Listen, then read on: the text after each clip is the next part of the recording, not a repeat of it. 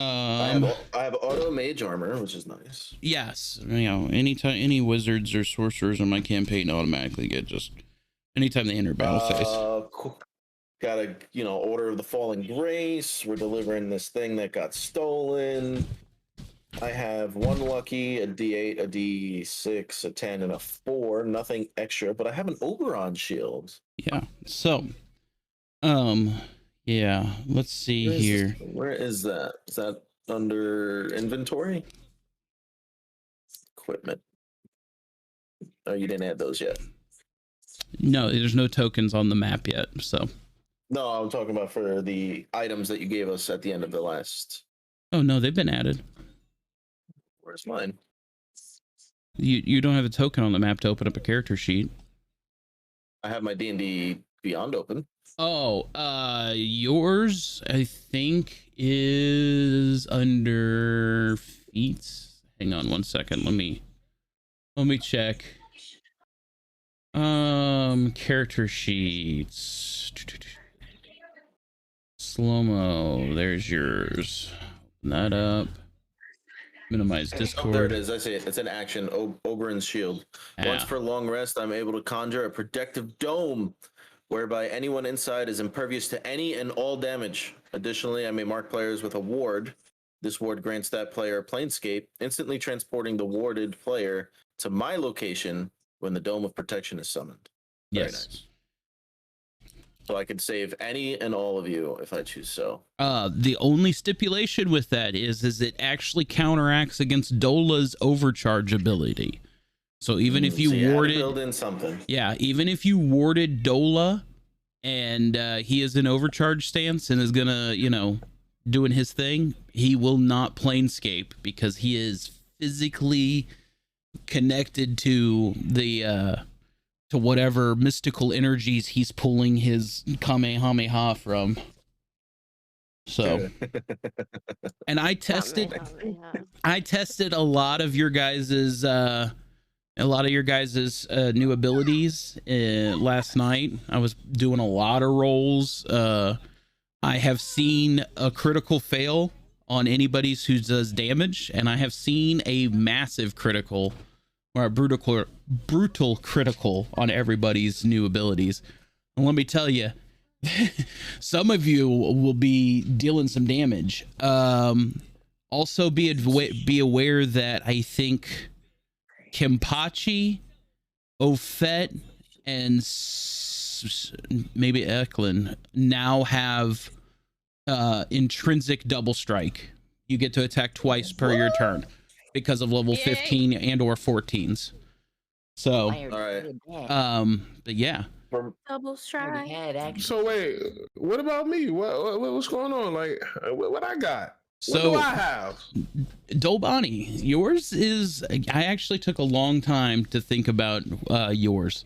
So you have what's called Oberon's Fury, if I remember right. Let me pull up my DM notes here real quick. So, Dolbani, you have received an artifact known as Oberon's Fury. It allows you to generate 3 balls of fire, each dealing 1d10 plus 5 damage. Okay, so it's basically a three fireball attack, just like woo, woo, woo. You can either send it all at one target, or you can divvy it up if you so choose. But on the flip side of that, you can go into overcharge, which will sacrifice your turn. It locks you into battle trance, and you are unable to move, block, or dodge while you prepare your spell. It's basically like you're going into focus. On your next turn, that fireball now does 3d20 plus 20 damage. Damn. So you sacrifice one attack turn and your ability to do anything on the map to supercharge that attack. However, like I explained earlier, if you have been warded, Slow-Mo's Planescape will not allow you to move, so he can't pull you back to his shield if you're in danger, if you're in overcharge. Additionally, if you were to be slain while in trance, Oberon's Fury will erupt in a 30-foot radius, dealing a random fire damage of 1d100 to everything inside the radius. So it's like a self-destruct. Yep. You have been you channeled so much energy and it's being held inside of you that if you lose that concentration, it just randomly releases. And it is like a self-destruct almost. So that might be something that you can you can put to a good use later on down the road. I don't know. That's so. Sorry, I I'm should have going out there. All right, What's up, Trav? So what you're saying is, Go ahead. you're saying is, whenever we're in a dire situation, I'm going to be that one that sacrificed myself. I'm just saying that you can. It is Who is trying to it is something that is available to you. I'll just leave it at that. Quick overview. Kenpachi, is he? Do I have Mr. Yes. Clutch here? Okay. Kenpachi, Yes. I gave you a Shadow Warrior basically. So I just have one question on it. Yeah. So does it last until my turn is over, or does it last until the battle is over? I believe it is just that attack. Okay. I believe that you have 3 charges on it per long rest. Let me open up your character sheet. 3 charges per long rest, and you can also summon all 3 at the same attack. So Yes. basically all your shadows are doing are they're a damage multiplier. So if you summon 1 shadow, you get ×2. If you summon 2, you get ×3. If you summon all 3 of them in the same attack, you get ×4 damage. It's a damage multiplier. But with your kind of like ninja archery katana wielding, I kind of was like, oh man, he needs like a Naruto Shadow Planes kind of thing. Joe Cool pulled a scene. What happened? There. You should see the splash screen now. I see it. I was on the ship. Yeah, I know. I didn't want you to be there yet. I was on a boat. He was on a boat. It was on a boat. On a I'm just gonna boat. mute myself for a sec. Okay. I can still see it. Oh, No. Wait, pull me back. I'm pulling you back. Hang on. Whoop. There you go. You should be pulled back now. Anyway, Ofet, you were actually gifted Oberon's Howl. It was a hand crossbow. After your catastrophic failure with your previous one, it was a good thing you found one. The other one? Yeah. So when you get a chance to look into your character sheet, you will actually see 3 different attack rolls. Because Oberon's Howl, I couldn't figure out a way to do it any other way. But because it has select fire, each mode has a different attack roll. So marksman's mode is 1d20 plus 20. Rapid fire is like a cone shape where you roll 10d8 damage. And then everything inside of that cone takes that damage, kind of like you're just sitting there like spamming, like, you know. Yeah. And then you have like a burst fire, which is 1d10. I think I changed that actually.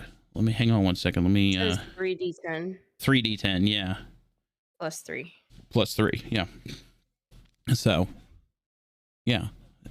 You'll see Cool, 3 thank different you. attacks. So, and then Eklund, just so everybody's aware, Eklund got Oberon's Blessing, which means that any healing that you receive automatically gets a plus 20 points. So even if I only heal you for 1, that's 21 points a heal.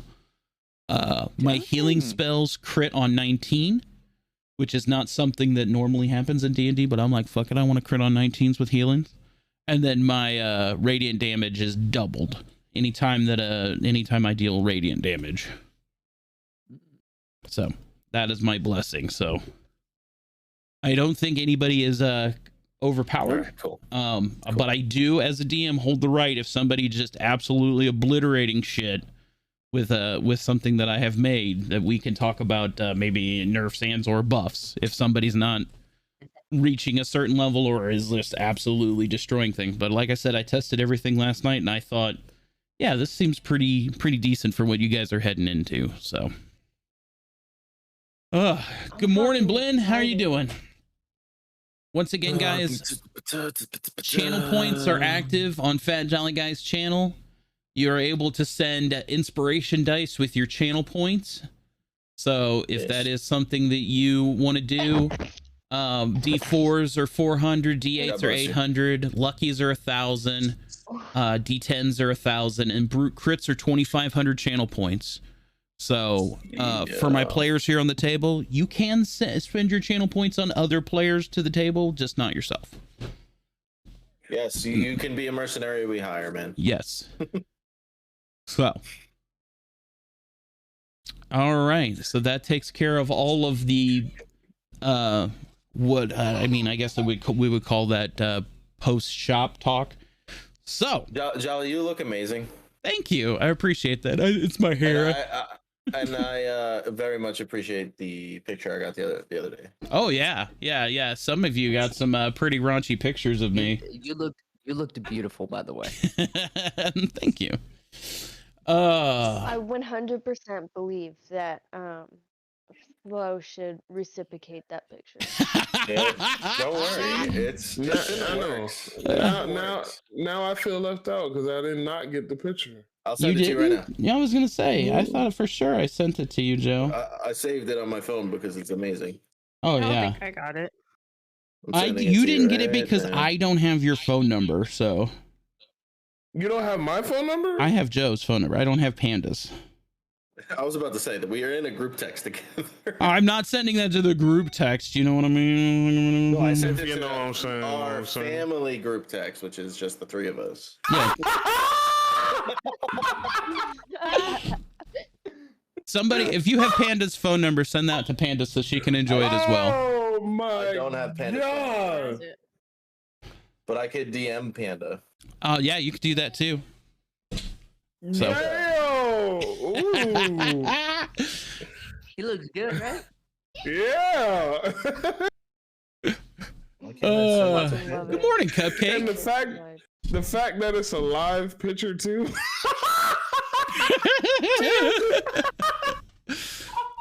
Ain't no Photoshop there, sweetheart. All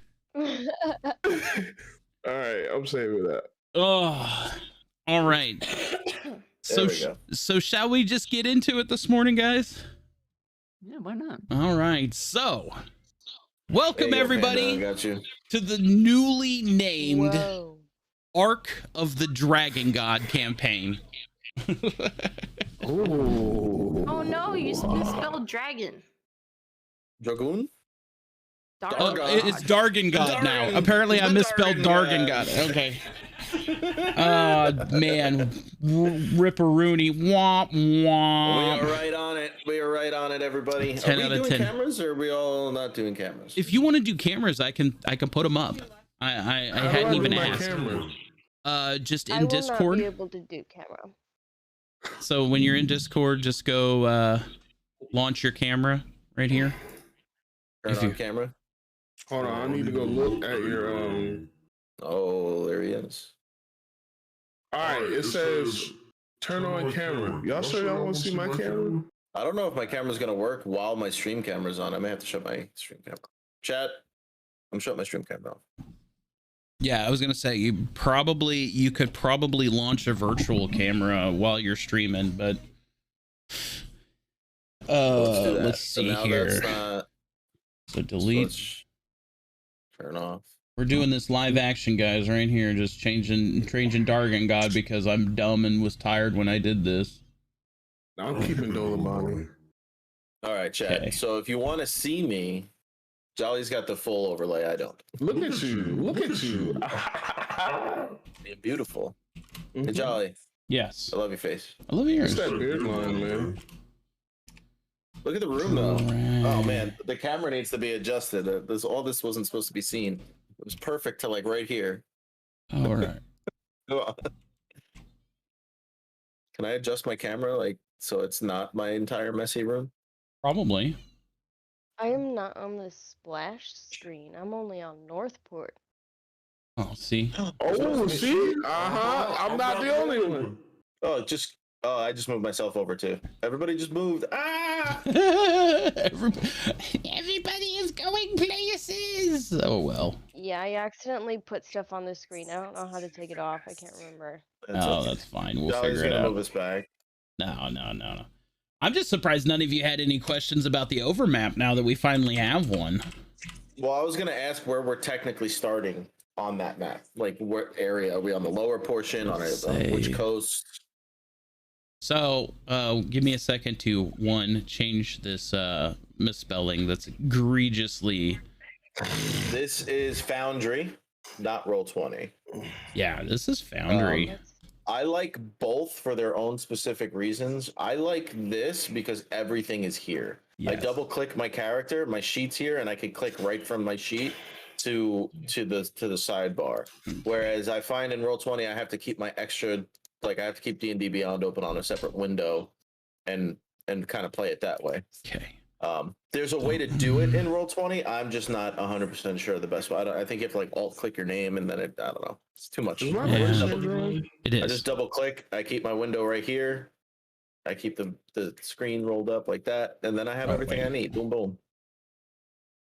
Which means I don't need that window open. Save my CPU a little bit.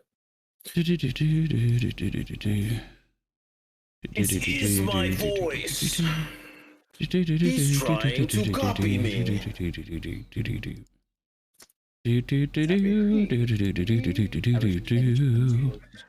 Remove picture. I don't know what you're talking about, Abby. Window capture. I know I chugged my coffee already, and now it's empty, and I'm upset. Okay. Get some more Don't miss my no sweat bet and qualify for the next round. Yes,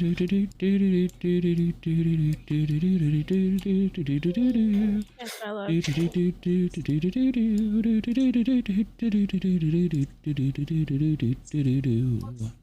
Access closed. Bring it to me. I got my Udi, guys. Your What's Udi? that?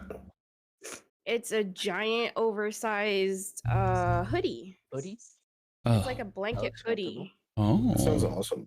yeah. And they partnered up with me and gave me a code. So if you guys want to get one, you can use Lil Lady Panda for 35 Yo. bucks. That's awesome. Hell yeah. As some of you may have Boom! noticed if you're on my channel at all, Hi, I do have Slow. a new I overlay. can see you Hey, on mine. Can you? I Yeah. haven't pulled yours up. I got you on the thing. Anybody else doing Yeah, face I cam see- this morning? I see him. on I the am, but I look like trash. Hi, everybody. I'm Ganix. Oh, baby. Go put this back. The want one too? lady. And I love you. I miss you. I love you too, Slow Mo. Can't wait for GCX, man. It's gonna be the Right. bomb. Yeah. I'm probably gonna come see you before GCX Panda. I'm just saying, like you're right around the I'm corner. down. But you're I'm close enough totally to down for do this. that. I know. You I'm bastard. jelly about that shit, man. Like, I would Jolly, 100. you peep this chair, Jolly? I did. I was there in the live stream, my dude. You son of a I bitch. fucking son He said, "You son of a bitch." For those of you who Alright. don't know, I was very blessed, and St. Jude sent me a very awesome chair. Really By nice the chair. way, Super awesome chair. I Pretty in? shared your stream Slow on my Instagram and Facebook so that you get some more. There you Oh, go. thank Now you. I have Yes. Panda. So- Woo! So speaking Look! of that, if you're on my channel, you may have noticed I do have a new overlay for the month of December. It is for St. Jude Children's Research Hospital. I'm running a month-long charity event. Our goal is $500, and as the month goes on, I will be adding more incentives. Hell yeah. For D&D specifically, I only have 2 available, maybe 3. But when we switch to like battle royales, I'll have more. And then I also have a higher end donation of only $100, but Abby will whip cream me in the face. Oh. Joe knows Oh. about that one. Oh. I do Oh. indeed. So we will be doing all of that as the month of December rolls out. But today would be the first day I'm kicking it off. And St. Jude's very near and dear to mine and Abby's heart and everybody who's ever been to GCX. So just wanted to throw that out there. Absolutely. The QR code does work on the this really nice overlay that St. Jude put out with Dr. Lupo's, charity event. This is 50 year of doing it, and if you don't know Dr. Lupo, you should also check him out. He's the man. Absolutely. Joe, are we doing face cam for you this morning? I'm trying to figure out how to do it. Okay. You're gonna, if do you're I have- streaming at the same time, you have to shut your camera off on your stream, and then in Discord, open up just turn on video camera. Yeah. That's what I had to do because it can't run both at the same time. So I had to shut my stream camera off to turn it on to Discord. All right. Oh. Welcome, everybody. Oh, wonderful. Let me see. I gotta make some.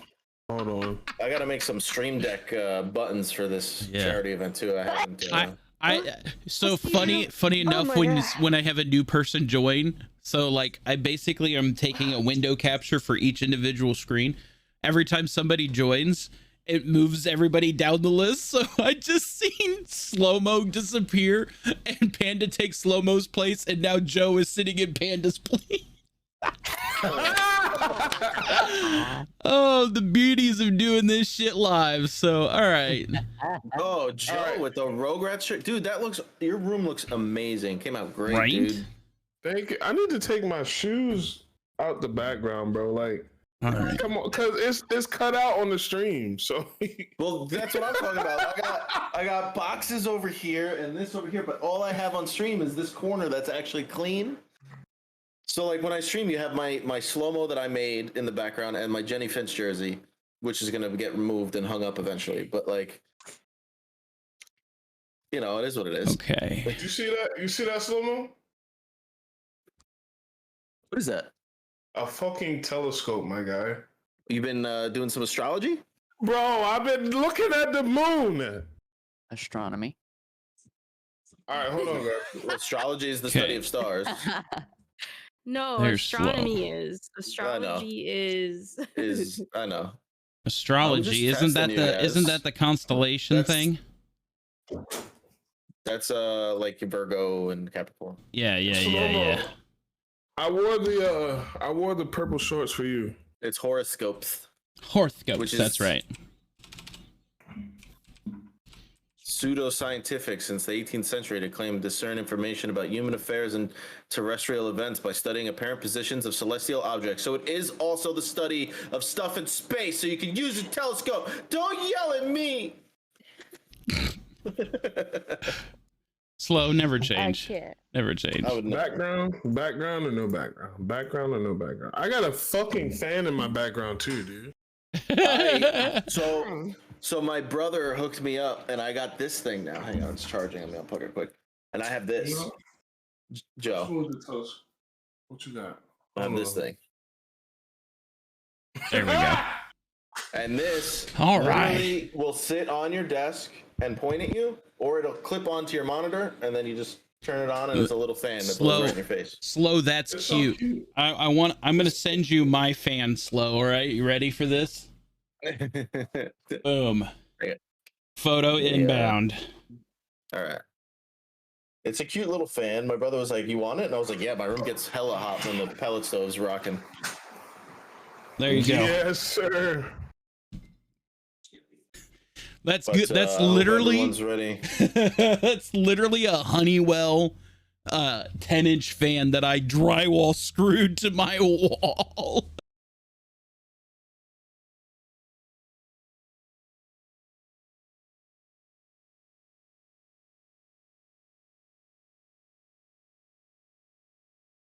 Angles just perfectly that it blows right on me. So Why is Groot hiding behind your water jug? because that's where he lives, I guess. I don't know. Anyway. All Let's right. get rolling. It is 30 minutes into a session that's got to be done by noon. So, everybody, welcome to the newly named Ark of the Dragon Gods, which has been corrected live on stream. I'm joined this morning by Kimpachi, also aka Mr. Non-Clutch. I got Sloth, aka Miss Non-Clutch. I got Ganix, Hello. Slow-Mo 21. We got Hello there. Inferno de Dolabani. I always want to say Dolbani with like the banana, but it's Dolabani. I'm here. Played by Hula's AKA nothing. Joe Cool. And then last but not least, we have Ofet, our blood hunter played by Lady Panda. Hey, you. I And like that I- pumping up. I'm Fat Jolly Guy. I will be the dungeon master. I also play a paladin in this game known as Eklund. So, picking up where we left off a long while ago in episode 3. After procuring a ship from the port at Lynn, our crew took to the seas to head north in chase of their stolen cargo. While upon the high seas, a storm appeared to be brewing. Later found out to be a magical asset surrounding an enemy pirate ship that was crewed by none other than Ganix's ex-lover. She attacked the ship, threatened to kill everyone, and carry Ganix back to his ill-hidden boss. Later found out that Slow-Mo, aka Ganix, is working for another dragon, or at least was. Appearances say that he has left that life of crime behind him after finding a newfound faith in his party at hand. His actions dictate that he is loyal to the party, but there's always going to be that seed of distrust now, knowing that his original intentions may not have been as golden as they appear now. You were able to defeat Ganix's ex-lover, only to expose that she had been possessed by a creature, exploding out onto the deck of the ship in his grotesque form. The party was able to defeat the monster. It slipped off the deck of the ship into the deep seas of the north, never to be seen of again. The party's original ship, however, was beyond repair and taking on water at an astonishing rate. The crew jumped ship to the pirate ship, cutting away at the ropes that held their old ship to it, watching it sink below the waves. On the new pirate ship, they began to investigate and located that this demon had kept a hoard of very powerful artifacts and weapons and spells, each player taking one from themselves. They took the new pirate ship and they continued north along the coast, still yet in chase of their stolen cargo. And that's where we're going to pick up today. For anybody at home watching the stream, we do now have an overview map. So if we scroll in here on the map, not with that. We scroll in here on the map. We started our journey right here at a fort near Oslat. We traveled down this road here with the river, cutting between these mountain ranges to the port of Lynn, where the Pisswater is located. Securing a boat here at the harbor, we sailed north. Right about in here is where we had that altercation with Slow-Mo's ex-lover. And today we find ourselves at North Point, a port just absolutely at the northern point of the known map. And that's where we find ourselves today. So, preload this scene and pull everybody over here. Give me just a hot second. Looks like everybody else can pull themselves. That's nice. There we go. Yeah, I just hit Northport and I was in. Cool. I didn't know if it would be available for people to do that too, so. Get over here, Ganix. Hey, buddy, how you been? Good, man. How you been? Happy to be on this ship and alive.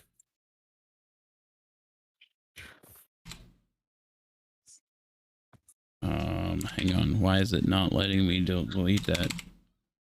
Oh, I know why. You're wrong keyboard. There we go. All right. So, anybody, I know it's been a while. Does anybody have any questions, comments, concerns before we really get into the role play for today? No. Not that I can recall, but I'm sure if I do, I'll just kind of. Nah, I just want to start off talking to Eklund real quick. All right. Well then, let's get into it. All right. So we find ourselves still on the ship, just recently pulled into this rickety dock here at North Point. The only one that looks pretty much available to us.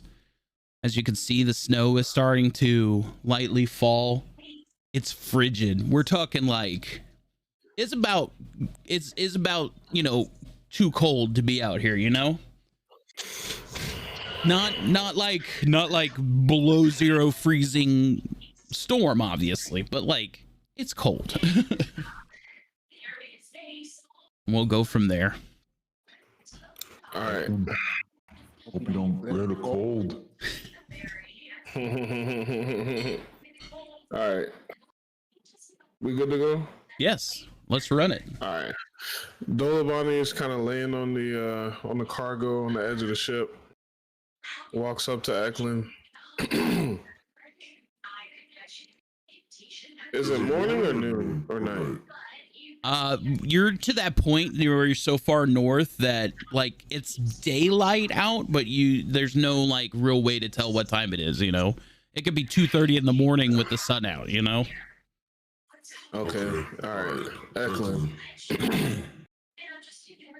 Yes. Do you have a minute to have a word? Of course.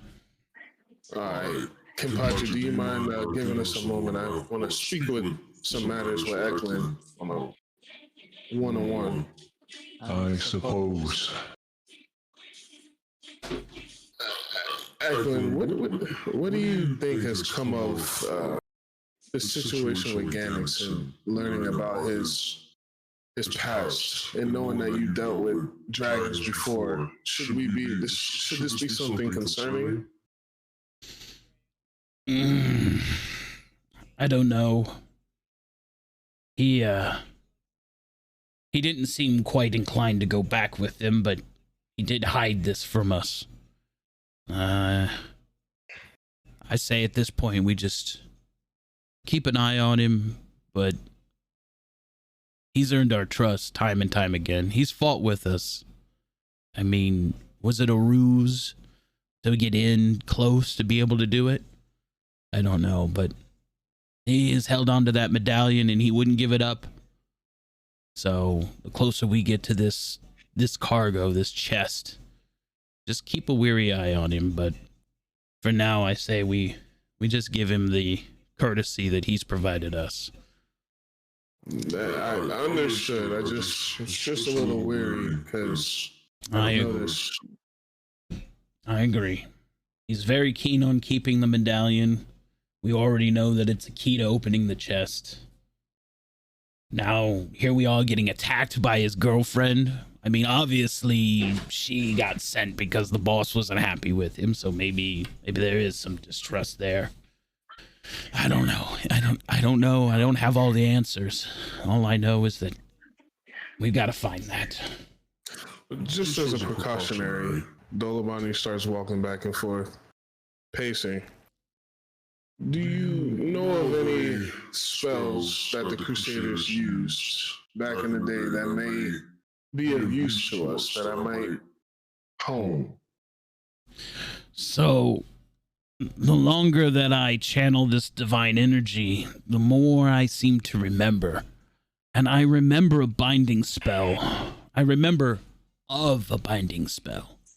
I don't remember what it is exactly, but give me some time. Perhaps something will jog my memory some more.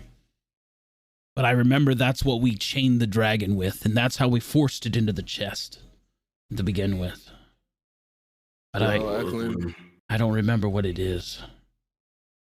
You brought us here for a reason, so with that, I give you my trust.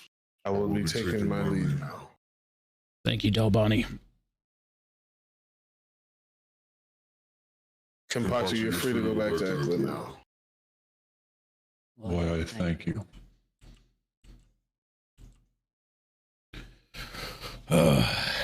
Is there anything else on this godforsaken ship that we can use? The battle pretty much tore up a lot of the main deck here anyway. I don't think anything is of use.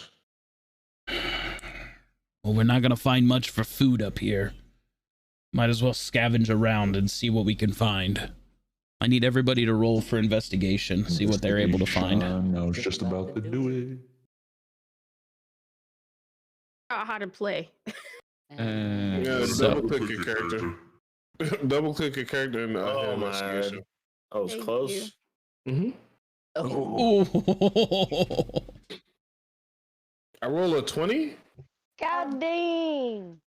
Good lord, I ran a 20, cuz. Yeah, you did. That was Nice. it was a Oh, dirty 18, 20? dirty 20, yeah. Well, sloth isn't gonna eat anything. I mean, it makes sense. I'm dumb. Slop's taking a nap. I can't see shit because I'm on the bat. I'm on the captain's seat. So what am I Found a searching banana for? peel. On the banana. Let's see here. Where's my investigation? There it is. I'm gonna cast Fire Shield on myself to keep myself warm in this cold. All right. So what do we got here? So we have Kampachi 9, Ganix 10, Sloth 1, a Nat 1. Oh, poor Sloth. Hopefully that's your only Nat 1 this game. Dolbani with a dirty 20, Ofet with 6, and Eklund with 13. We're gonna go with Kampachi. You found some rations. Looks like some sort of like sea bread or biscuits. Ganix, you found like a couple bottles of wine. Dolbani cracking open a case, like a crate, and he found what could only be called as a whole salted ham that was being transported in like pure sea salt, but it's a whole ass pig. I'm sharing with everyone. Ofet, you're able to find some other sea rations as well, and Eklund found a small pony keg of what looks like fresh water. So we were able to find some food. Poor Sloth though, just Sloth's over there like going through rope looking for food, you know, just digging through like broken planks. Rope. what do you want, Gunix? Eat the rope. This is for you. Look what I found. And I'll hand him one of the bottles of wine I found. Eklund, this one's for you. And I'll wing it at him. Eklund will catch it or try to. Let me get a see. Let's see. You roll for athletics. He No, dropped it. yeah, like you threw it. It was a good throw, but Eklund just wasn't really paying attention at the time, and so by the time he like acknowledged you were throwing it, he was like, "Oh shit!" and like twink off the tip of his fingers. I got you. Hold on. Where's mine? Is that enough to? I'll go with 11. You're able to get your foot out like a hacky sack style and like twink and keep it from breaking, but you don't like catch it either. Let's go. I saved it. Gotta save the alcohol. Gotta save the alcohol. You're very welcome. Nice save, Dola. Nice save. Yeah, Eklund, keep your head on the swivel. You know we're not in the most familiar lands. Something as simple as that. Just keep your head on the swivel. But this is the perfect time to take a swig. Get the blood flowing. Hang on. So I just gotta say, I really love that voice. Which one? Well, both of yours, but I hadn't heard Mr's. Oh, okay.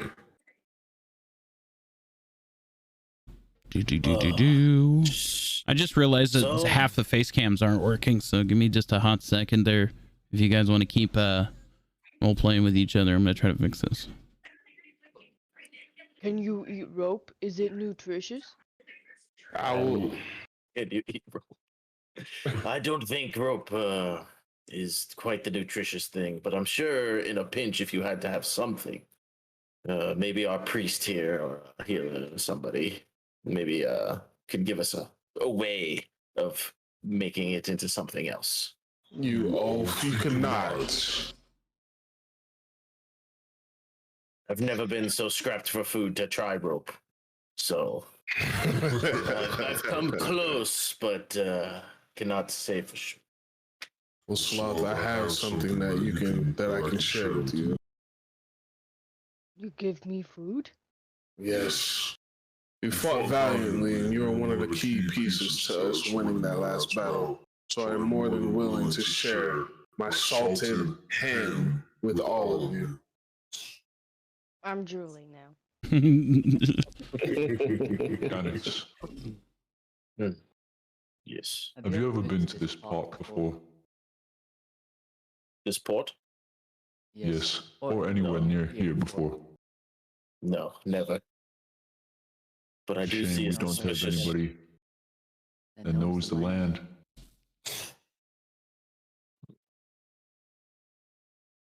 Aren't you a ranger? Aren't you fond of lands?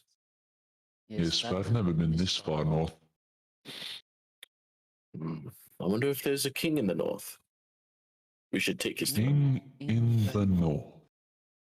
I wonder. You see that thing up on that hill?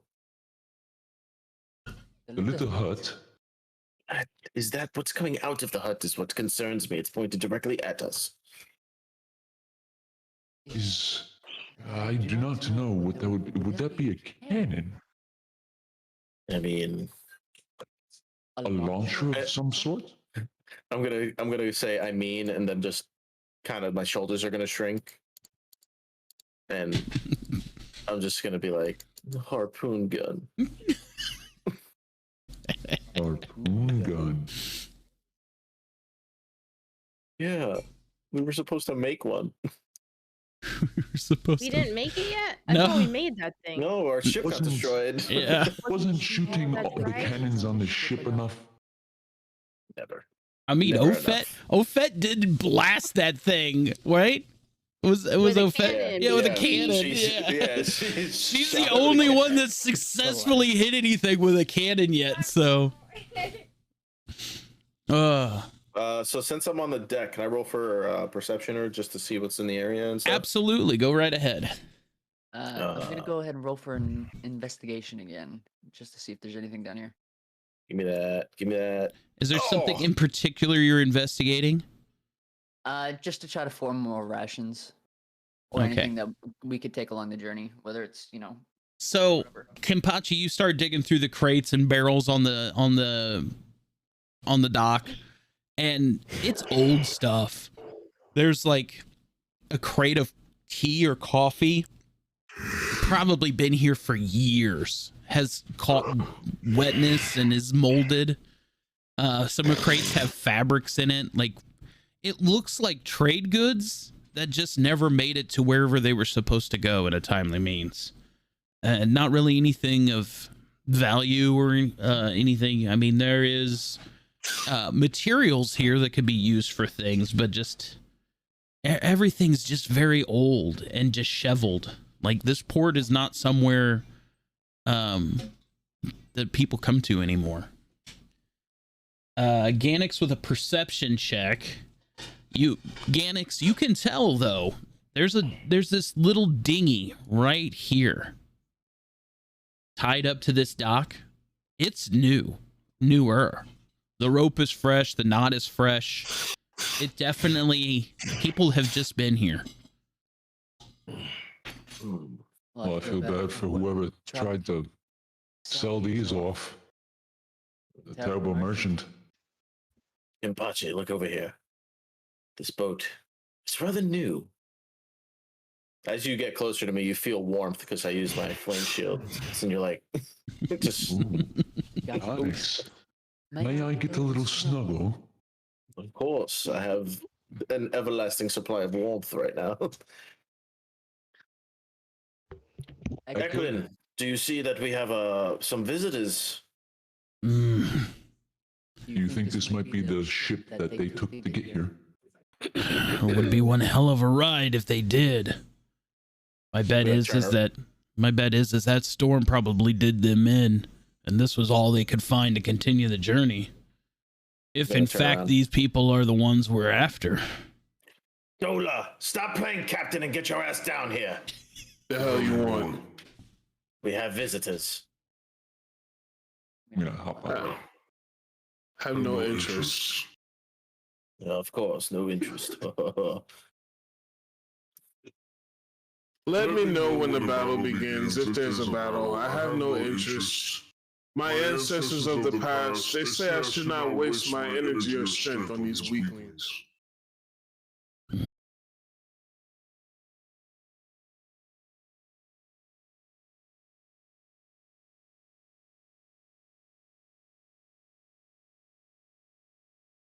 And then if you have a good perception, then you can investigate.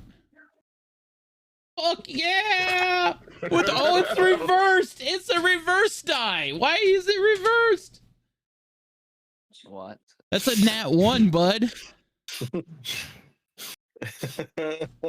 How is that? Your dice is reversed somehow because it said fuck yeah, but it was a nat 1.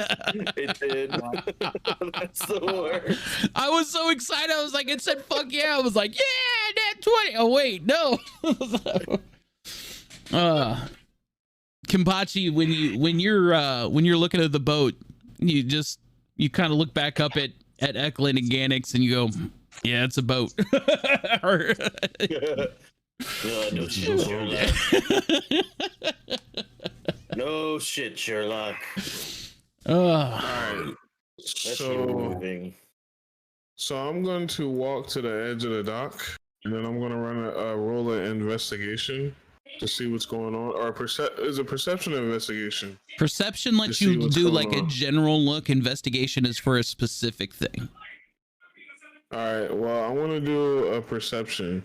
Okay. Because I want to see what this place is and see if there's anybody here. Got you. Go ahead and roll for perception. So That's 11. 11. So as you just take in the general area, you see that there are fortifications in place. There's some cannons up on the ridge. There are signs that there was a battle here of some sort. There are cannon scarring on the rock faces. Crates and buildings are disheveled and they look like they've been attacked and or burned at one point. Like something bad happened here once upon a time. Nothing recent, but it might explain why this place is just kind of abandoned feeling. Perhaps pirates or raiders from the north or something along that line, but you can't quite put your finger on it.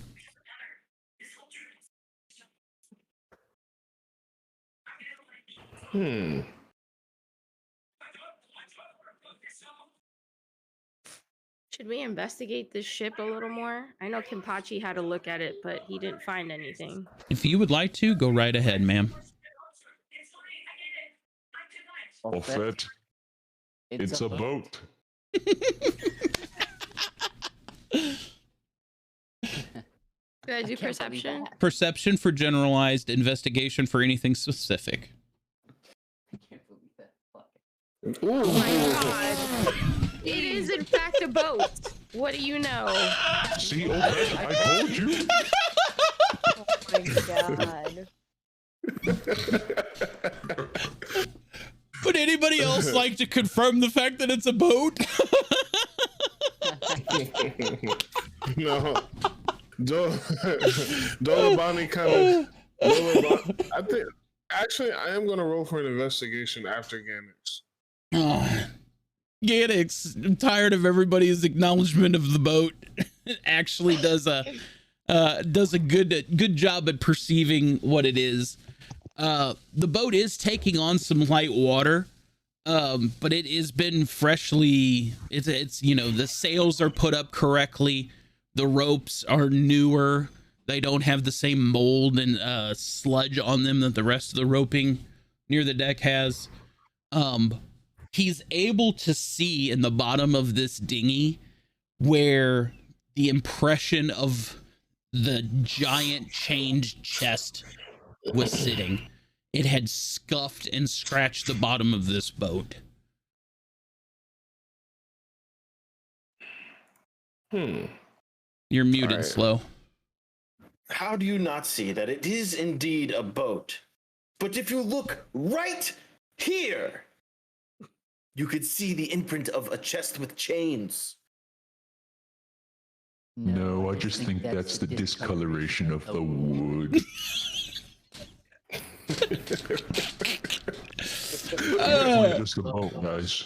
I'm just gonna shake my head and Just a, kind of it's a misty step boat. over here. It's a boat. All I'm right. rolling for investigation. Declan. What are there you was- What are you looking for specifically, and where are you? I'm down by the house, the little cabin right down here. I'm investigating to see if there's anyone inside. All right. As you go to investigate, as you climb up the crag face of this, you can feel the presence near you. I rolled for stealth too. You rolled a stealth. That's fine. That's fine. You can definitely feel that you're being watched. You don't know where from. You can't see anything as you look around, but something's here. I'm gonna walk back to the ship. Speed walk at that. He's like, I'm gonna fuck out of here. Quite a hasty, brisk jog there, Dola. Yeah, Scared. Ganix, no, I'm not scared, but I fear that there might be some people down in this cabin now. I was sneaking up on the. Yes, I was sneaking up by the barrels by the house, and I could feel a presence inside of there, and I'm nervous because this presence was different. It was a different kind of feel. Let me roll for it. I'm gonna roll for intimidation. Is this how intimidated you are, or how intimidating you're being to Ganix?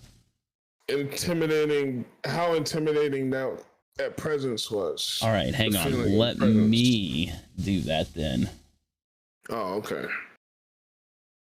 Oh, Fred, do we really think that Genix is correct here? Oh, I wasn't scared at all. Never mind. Let me change it. Yeah, All yeah. right.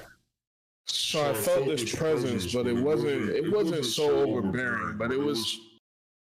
I just sensed something in the cabin. Eklund, do you mind you and Ganix walking with me just to confirm? I'll go check it out. I'll cast Greater Invisibility and just walk. Kimpachi, Kinda I walk think away. you're right. I think Ganix is right. Let's regroup with the others. Roll up. Yes. What is going on? Where's Genix? I walked up to a cabin. I kind of snuck behind the barrels, and I felt a presence inside of the cabin. I'm wondering if that chest and those who were carrying it that was on the boat, if they're actually in the cabin or not. Let's blow it up and wonder. see. Are you ready Oh, for it? facts. This is not the way that we go. We have to make sure that it's not civilians. I do not care about most people, but I do have some honor to myself. Ganix, Oh, I want you to roll for stealth again. Let's go. Okay. Let's see here. And actually, I'm gonna be up here, like maybe standing on the barrels, looking through a window. Okay.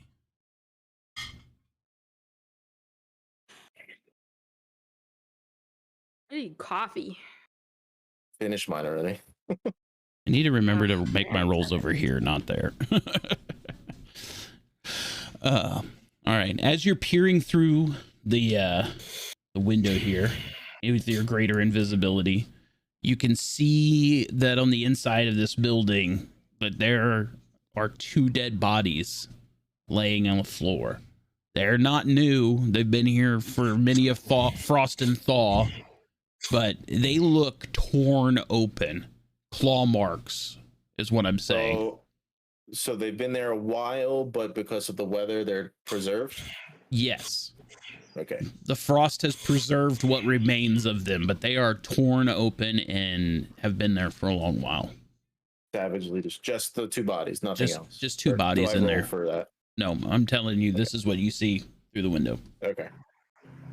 I'm gonna stand right next to Kimpachi, and I'm gonna just go, boom, and my greater invisibility is gonna disappear. Oh, jeez. Roll for give me a general D4 roll, both of you. I want to see D4? Oh, yeah, that's just a D4. 6. How do I take it out of the 4? Roll. Damn. Yeah, Kimpachi just like when you go boo, he's like, "Are you okay?" Kind of just looks at you like, I Yeah, thought I'd You may thought have I'd been get you ya. may be invisible to the eye, but my senses are greater. I felt your presence. Not only did I feel your presence, You Yes. felt my warmth. You felt my warmth. but the warmth. It's not hard to feel your presence, you oaf. Anyway, you just felt my warmth. That's all. Anyway, I went to check it out. There's nobody in there but 2 savagely torn bodies. It looks as though they've been there for quite some time, being thawed and refrozen over the years. Definitely been a long time though.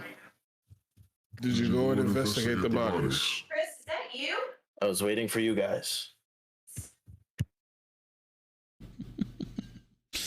Sloth, can I get a perception check from you? And Kimpachi, you go back to where you were. Oops. Rewind this a little bit. There you go. Yeah, Sloth, can I get a perception from you? So Sloth, as you're standing on the dock closest to Eklund, you can see Eklund is over there and he is casting like lay on hands on himself and trying to heal something.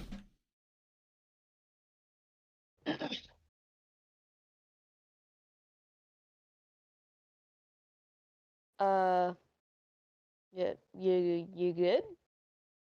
Sloth, yes. Yeah, just a wound from that battle that won't heal. At least not correctly.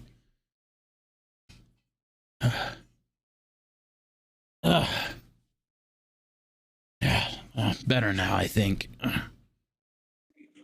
As Eklund takes his hand away from the wound, which is underneath of his breastplate, by the way, you can see that the wound is oozing that same kind of purple energy that he had coursing through him earlier. That That's- doesn't look good. It'll be fine, Sloth. Thank you. And Eklund will strap down his breastplate back on top of it again. Let's go join the others before they get worried about us.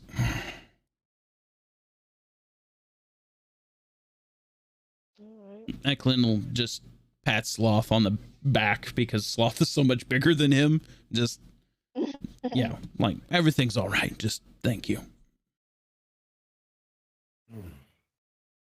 all right, everyone, let's gather, please. I'm rolling for what do I roll to see if I noticed that they were gone? Is that perception? Yeah, you can roll a perception.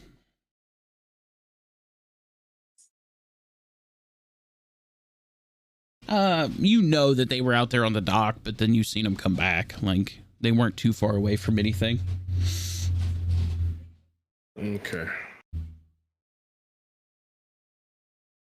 I don't know how There's, I pinged there's Kimpachi, and I don't know nobody why. here How I in did the that. area, or at least up ahead in this hut. There's just 2 bodies savagely torn in 2. And scratch marks everywhere.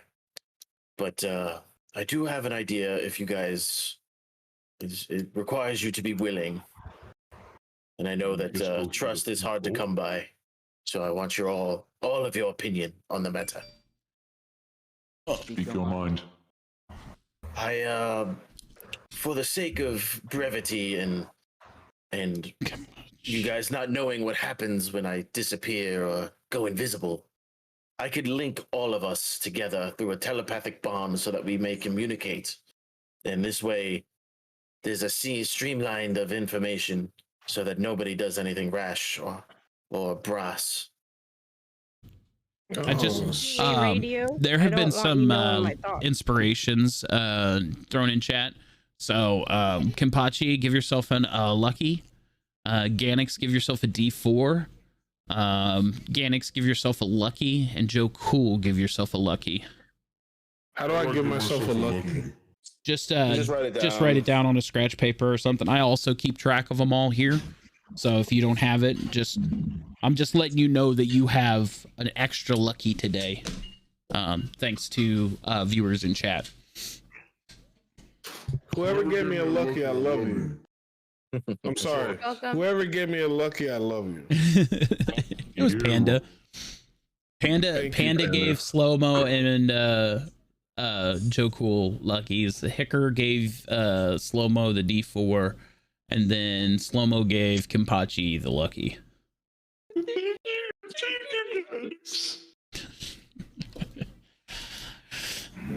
All right, so let's hear this plan of yours, Ganix. What do you got? Just a telepathic bond between all party members. It'll streamline information. This way, if I have to go scouting again, the information goes directly to you guys in case something does happen while one of us is investigating an issue. This way, we could always go and back someone up if shit goes crazy. Now, if But we do this, it needs to be willing, and all information, for the most part, will be spared. So You could choose not to, but I will cast it on who's willing, and that will link you all to each other and myself. Ganix, if you were to do this, what would be your plan of action while invisible? Well, I already went invisible, but then I had to come all the way back here, so I couldn't investigate the two bodies that are up ahead. If you weren't so worried about a boat, you may have, been here for that. how long will this spell last? An hour. And I am willing to subside my thoughts of destroying you if you betray us just for 1 hour. I am willing. Ogie. Okay. So Panda said she'd be right back, but we're Do we Eklund, hear your thoughts, or do you hear ours as well? It's just a telepathic link so we can communicate. There is no reading of minds in any way. Fair enough then. You have my word, and I put my left hand on my heart, my right hand to the sky. Would All I right. be able to talk to you in this mind state? Yes, we could physically link our minds together and communicate telepathically through this bond, no matter the language barrier. Interesting. You've been hiding something like this up your sleeve, you sly dog. Well, while we were resting on the boat, it came to me in a vision when we were resting. Meditation. You've gotten stronger, Ganix. Dare to challenge me to an arm wrestle, then? I'll never back down from a challenge from you. Walking over to the barrel. Put him up. All right, if that's gonna be the way it's gonna be, I want 2 strength from each of you. Ability or saving? Ability, a strength ability from each of you. Normal, right? Yep, normal, no advantage on anybody. Ganix with a 10. Get set. Oh! Ah! This was gonna be a friendly game.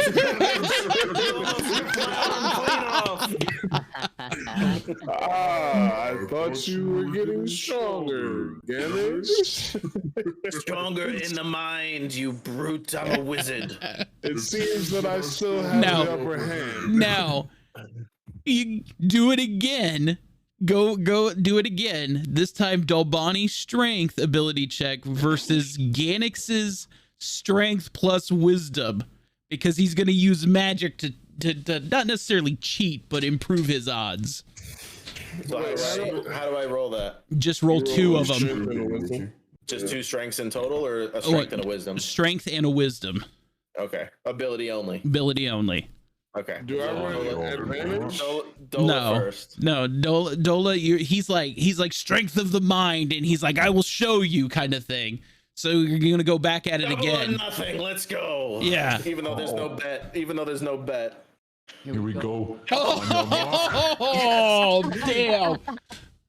Get set. I hope that I get like a nat 20 and blow his hand through the barrel. All right, here we go. Here we go. This is the first one. This is the strength. Okay. Don't say anything yet, Joe, until I roll the second die. All right.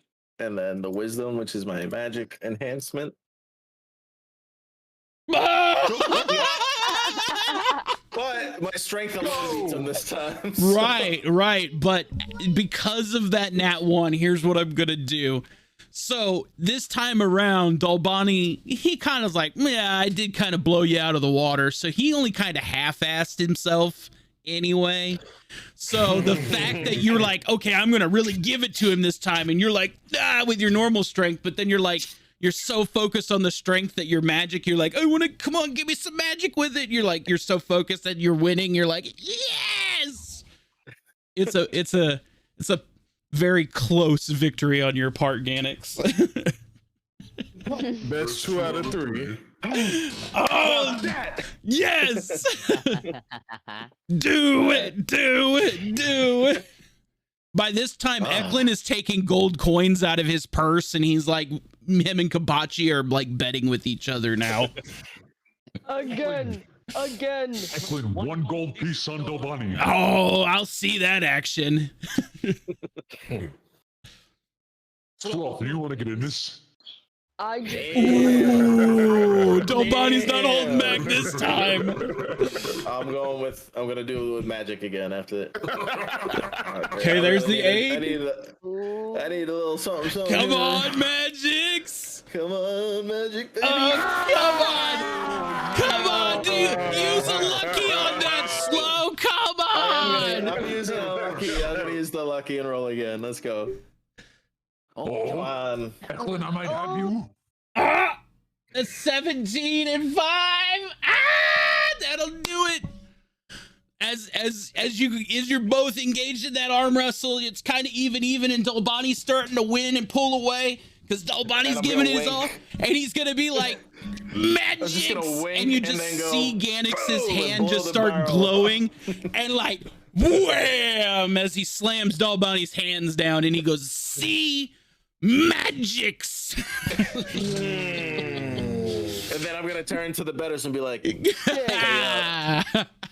pay up, boys. Kampachi takes, Eklund takes Kampachi's gold coin and he flicks it in the air and puts it in his purse. And flicks another one at Ganix. I'll catch it and put it in my pocket. All right, guys, we've been at this for just a little bit over an hour. So take a quick break, go get a drink, that kind of stuff, and we'll come right back. I think that's a good spot to hold up. All right. So take a quick break.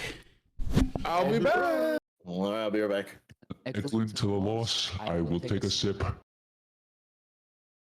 I just want you to know that in the battle of true strength, he would never beat me.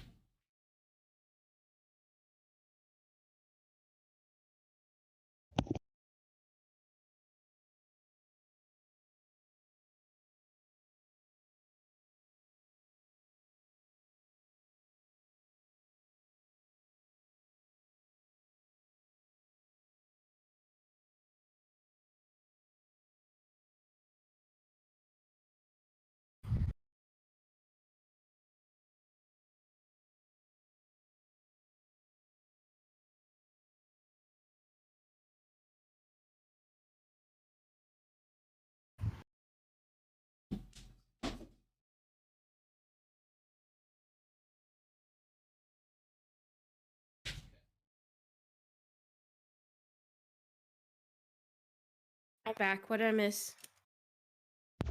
We're on a pause. Okay, cool. Okay. Oof. So, Ganix Went to bed last night. and My stomach was still growling. Dalbani. Wait, I gotta catch her up. Yeah. Maybe. Ganix and Dalbani went to do a arm wrestle, And the first one, Delbani won. Easy. And then Ganex complained that it was too hard, so they went again. And Delbani half-assed it, and Ganex barely won using a little bit of magic because he got a nat 1. And then they went again, and Ganex won by using a lucky die because he did so A bad. lot of magic. Yes. Yeah, he got a little too amped on that one. And then he started shouting, "Magic!" Magic. And I'm mad I Sloth missed said, it. "I like magic!"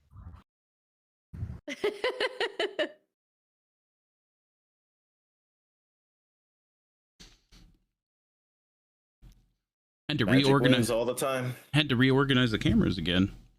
Also, Panda, I offered up for everybody to link up telepathically with my magic so that we could communicate through a telepathic bond if like any of us go scouting or we're out far enough away where somebody would have to come and save each other, etc. How far does that reach? I will tell you as soon as I pull it back up. 30 feet. So, you know. But I'm Not too sure. far. Yeah, it's like 5 squares. It's that, you know. Mm-hmm. It's like 6 squares, depending on your direction. It's close enough. I'm sure that we can figure out a way to make it longer if we had to. I just thought I was reading through some spells, and I was like, oh, that would be really helpful. So, you know, like if I'm hiding underneath the deck again, somebody doesn't get too drunk and start a fight.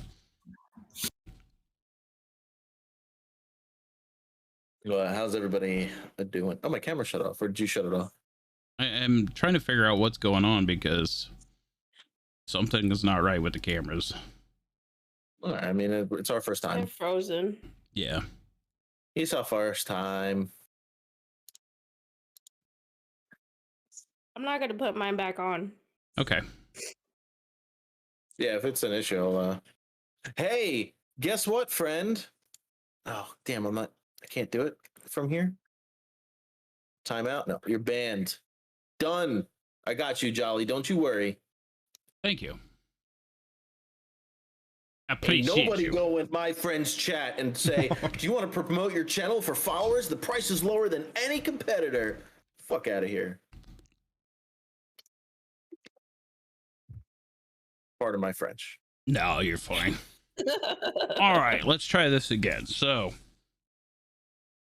window capture, slow. Nope, wrong keyboard. Slow.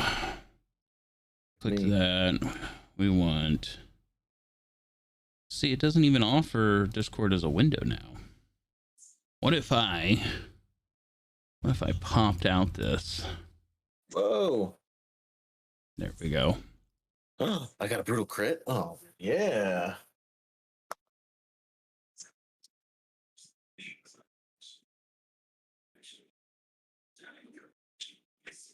Is that because I beat you in an arm wrestle? There we go. No, somebody gave you it. Hell no. Okay. So there we go. So that brings that back. So Alt here. 2d10s, 2d4s. Only one lucky now, Don't win. but I needed to do that. Oh yeah, Panda, you got a brutal critical. Hell yeah, thank you. Mm-hmm. So Kenpachi got a extra D10. So the Sloth. Okay, Joe, are you coming back as far as cameras go? I am. Okay, because all But I you see know- is black on yours. So I just don't want y'all to see me eating. gotcha. Okay, well then I will just go ahead and You could, yeah, I'll shut mine off if you just want to do the regular stuff. no, it's fine. I just Okay. need to know who's doing what. So once he's done eating, I'll just go ahead and redo it. Anyway, so We all were just sitting there and we watched the arm wrestling things and all of that gloriness. Everybody back? I think so. Is Touch everyone back? Is everyone back? We're both here. Yes. Okay. Okay. Yep. Dola, why is your character so invisible? Guess you just got beat by magic. Magic. Token opacity? Okay, maybe it's just because he's blending with the background. It looks kind of... Yeah. Oh, yeah. Okay, Yeah, it's he weird. is. He just kind of blended in there. It was weird. It's like the same color of blue of everything. All right. So, as you all are doing the things there with the simple arm wrestling, having a good time and everything, you failed to notice that there was something just above you on the cliffside, just watching. But I did we all agree for the telepathic bond? Did I cast that before we continue? I think we did before I the agree. the Okay. Yeah, we were just waiting on Ophet. Yeah, me too. I agree. I cast it. We have yeah telepathic bond. we have telepathic bond now. So just up on the edge of the cliff, just sitting there, kind of like a golem almost. The blue is the same color ice as the surrounding area. He's just peering down the cliff, watching what's going on there. Just not really hostile, but definitely doesn't look friendly, you know?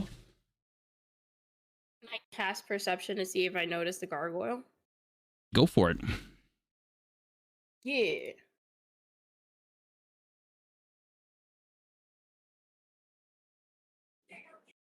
Yep. Yeah.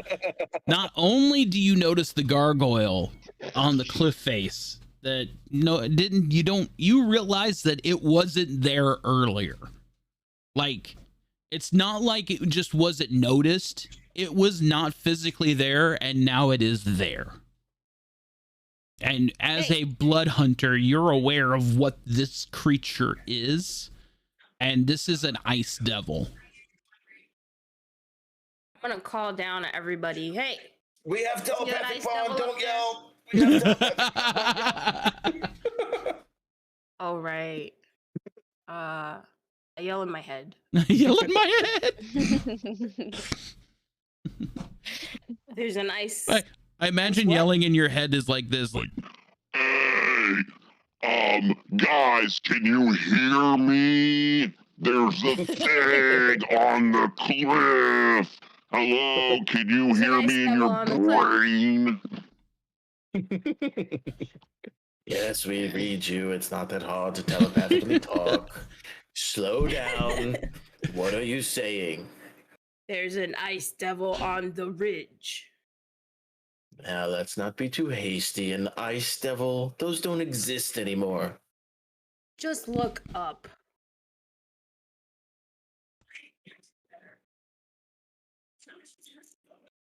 You let's see see it here. Virtual now? hug. Thanks. That wasn't there before. I'm just gonna walk. Nothing crazy. I'm just gonna kind of casually walk over here to Dola. And just turn around as if I'm talking to him. Huh. I guess you're right. Hmm. Eklund's Or should I too roll big. perception to see if I see it?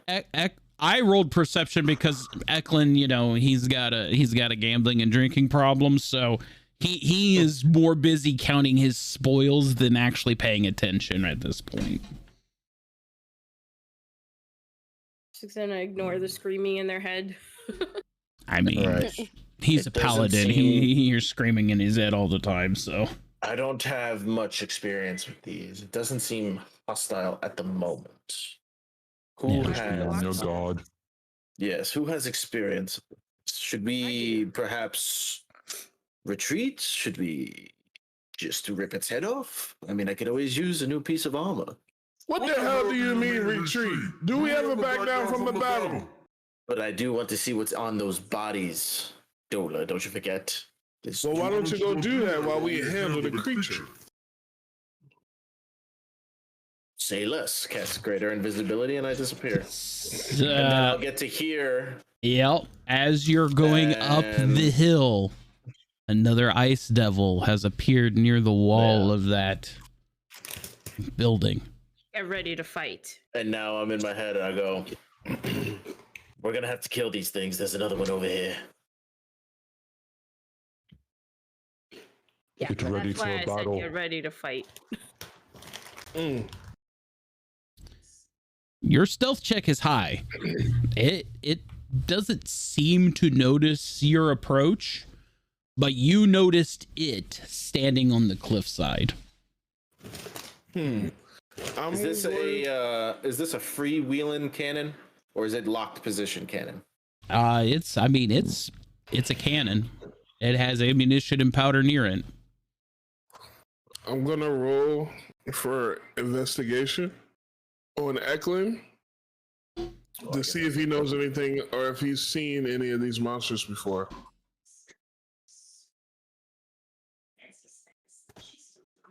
I'm With- the monster hunter, guys. I was can gonna tell say, you it's an ice devil. Oh Yeah. shit! See- I'm sorry. see- Yeah, Ofet's like, y'all stupid. I've seen these things before. They're not gone. Like, I'm a monster Alright, hold hunter. on. Like, this is my thing. All right, that's for Ofet then. Ofet, have you seen these before? Do you know any of their weaknesses? In my head, I'm gonna go, of course she has. She told them they were ice devils. Ice devils. That means their weakness is fire. Ah, Dalbani got this. Ganix is good. Ganix or Dalbani, would you be able to light a fire on the ground? Well, I'll do it right now. I My could fire let is you out solid of again. invisibility. I'll light a fire on the ground. If you like to light these little boxes in front, there's not much around, so their fire won't spread much. Charlie, Shall would I be incinerate able them. to get around it into the house? Your stealth is 17. So, yeah. It doesn't so- see you, but you seen it. All right, so I'm just gonna go around it, and then As you're going around it, very close to the entrance of that house, there is a sleeping direwolf on the ground near the entrance. so I'm gonna stay to the fence this way. Hug here, carefully avoiding its tail. Get to this side of this cannon. And then I'm gonna rotate this cannon, trying to keep as quiet as possible, and aim it at the one right next to me. I'm gonna use my telepathic bond with Ganix to ask him if he sees any other ice devils. I up there. need You are Ganix not to close enough to roll me for me to hear another you. stealth check.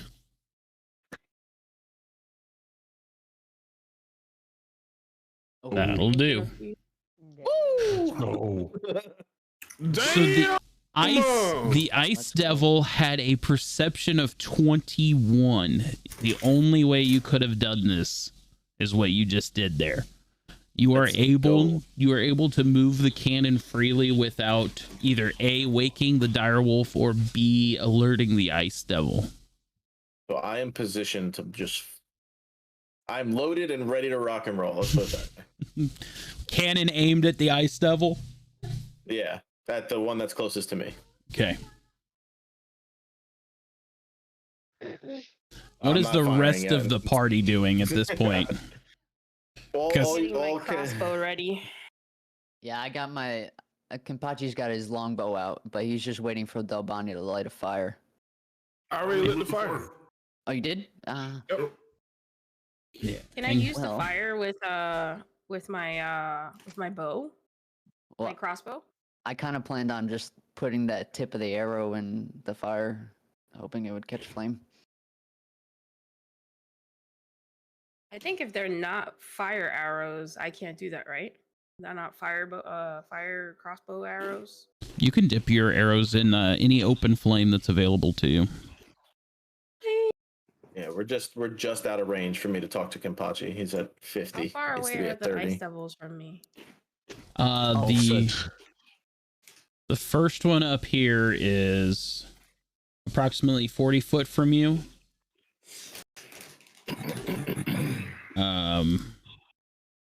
The second one near Slow's position is approximately 60 from you. 63. Okay. I'm just standing there with my arms crossed. Is it possible for Ofet to shoot through the flame from her distance and hit the second ice monster? If you reposition yourself, because I'm trying to, what I'm going to do here, one, is I'm going to put, this is the fire now, right here. So you all can see that. It's about 5 foot around that Dolbani is lit on fire here. So if you position yourself to where the fire and the creature you're shooting at is between the two, then yes, your arrows would light on fire as they pass through. Does that make sense? Yeah. Yep. I just I don't see it on my screen, so I'm following along on your screen. Oh, perhaps. Will they attack if I move? Well, I moved all the way over here. Yeah, I was going to say, no combat has Yeah, been but Ganix is initiated on yet. stealth. They're just watching us right now. Yeah. All right. Well, I'm gonna move very slowly. Say. I think we could use the fire for arrows if it comes to it. Smart thinking, Kenpachi. All right, fuck this. Fuck you, Dola. Boom! Are you just you're gonna launch the cannon? Yeah. All right. So I want you to roll for sneak and roll for siege weapon. Where? How? So do your normal stealth. Okay. Because you screamed "fuck you" before you pop this thing off. Yeah, that sounds about right. So, and then I want you to roll a D100 for siege weapon.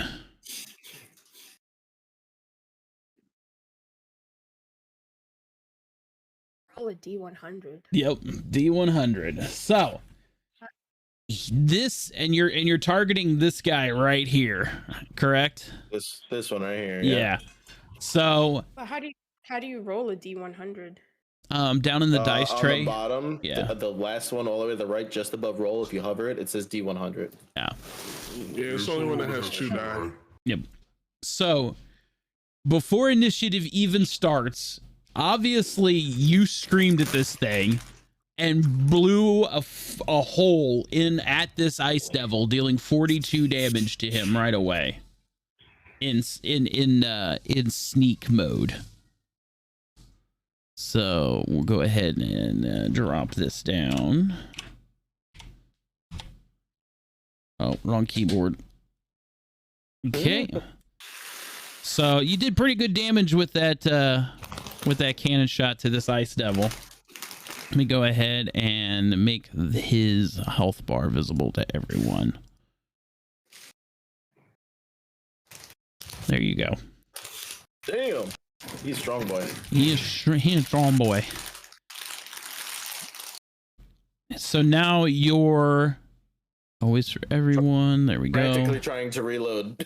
As you're reloading, another ice devil has appeared from behind you and That is sounds about right, 'cause now moving to your position.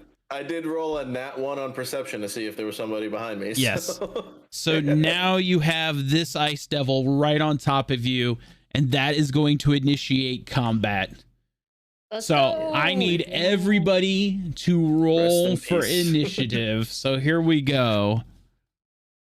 There is no active combat encounter. Oh, hang on. I gotta do the thing. How to roll for initiative. Yeah, hang on. I gotta do the thing, guys.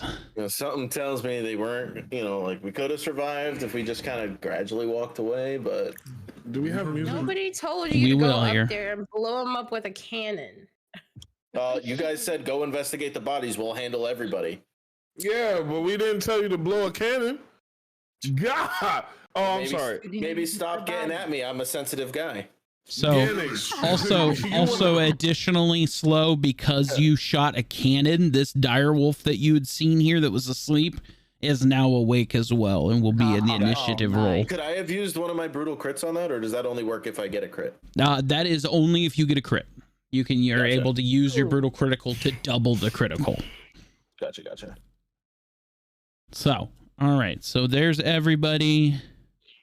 And I have to remember how to do this. I think it's combat carousel. Yes. Right click, enter combat phase. There we go. All right. There you go. Combat carousel is up and going. If you do not have the combat carousel viewing on your screen, all you do is click the carousel thing and it'll show up. Me and Sloth got the exact same score. You gotta refresh this screen because it is doing weird things. Excuse me. Bless you. Thank you. I am fucked.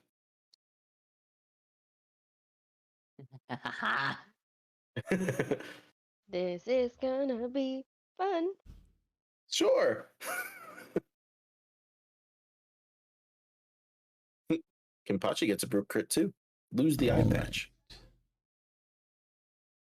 All right, let me know if you guys can hear the battle music. Oh yeah. Is it too loud? No, it's good. No, it's not. It's good.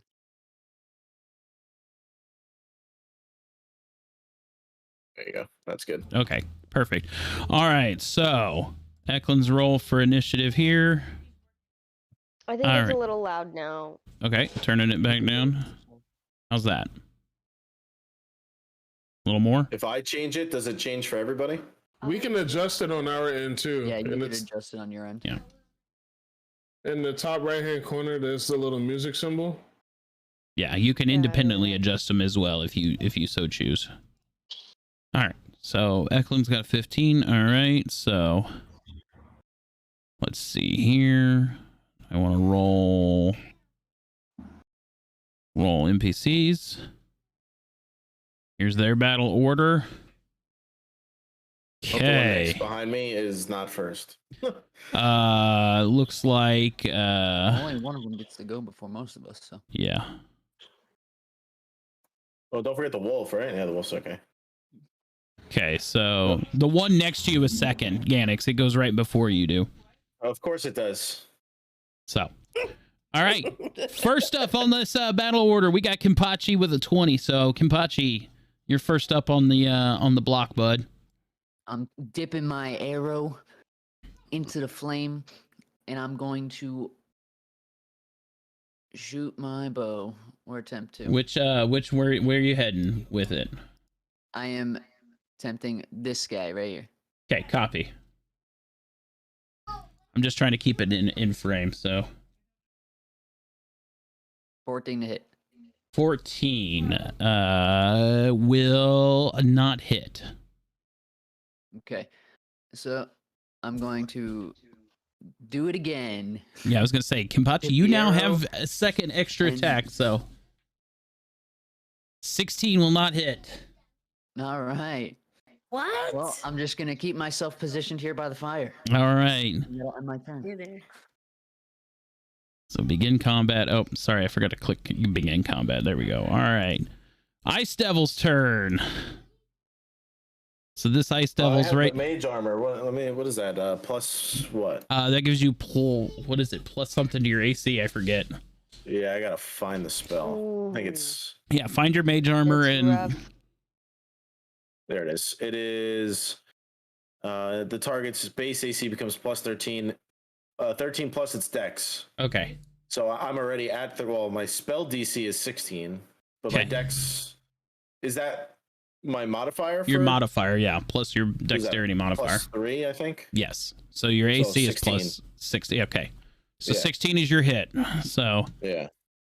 all right. So Ice Devil's going to come in right here. Now, just so you're aware, they do have multi-attack. Oh, sorry. We'll see. So- how we And then coming in with a bite. 18. That'll hit. Ow. I think my that God. was 25 to slow with piercing and cold from the Ice Devil. I'm gonna say that the one that he shot with a cannon was 77? a male, and that's his female partner attacking Ganix. Okay. Oh, hang on. I have got to turn on health bars for Oh. everybody. 67. I realized when I updated the tokens that I did not turn the health on. So give me a second to do that. So are the reactions that I have, could I use that based on an attack, or is that when they move away from me? What is it going to be? Are you trying to do? Well, I have I have a one called Shield, an invisible barrier magical force appears and protects you until the start of my next turn. I have a +5 to my AC, including against the triggering attack, and I take no damage from magic missile. Is it a reaction or a bonus action or what is it? It just says reaction. Reaction? Yes, you can use that if you want to use that as a reaction to his first attack. Yeah. Okay. So then so now I'm at what, You're on 21? mute if you don't know. Yeah, I'm sorry. I was talking to chat. Oh, okay. When I take it, I'm hit by an attack or targeted by a magic missile. Yeah, so I was hit by the attack. I now use this. So now my AC is 21. Okay. So AC 21. So second attack, claw attack coming in.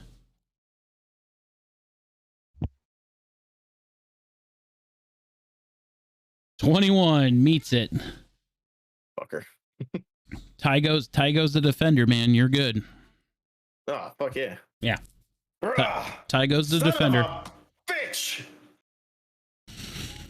So that will end his turn. Ganix, your turn. Yeah, time to light these bitches up. Let me take that away. Jolly, can I turn my camera back on now? Yeah, go ahead. Well, I mean, it's on, but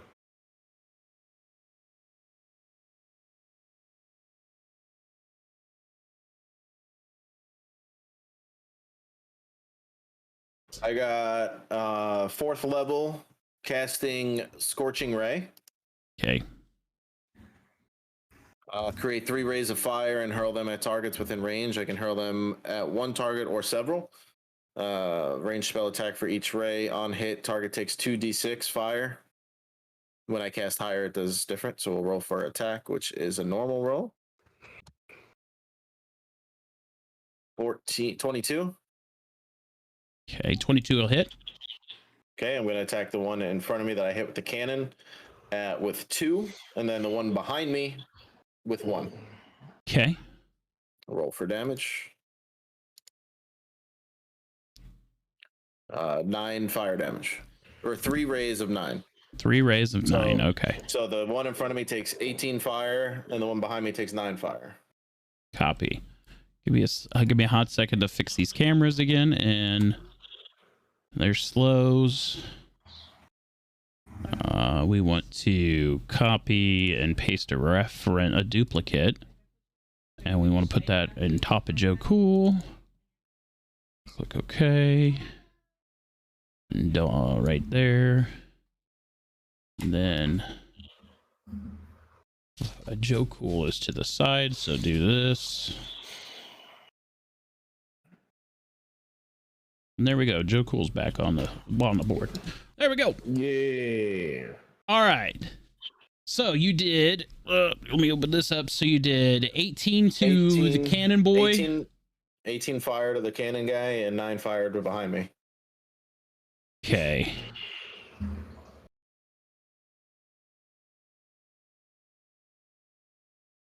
All right, why is it not letting? You know what? I'll just do it this way.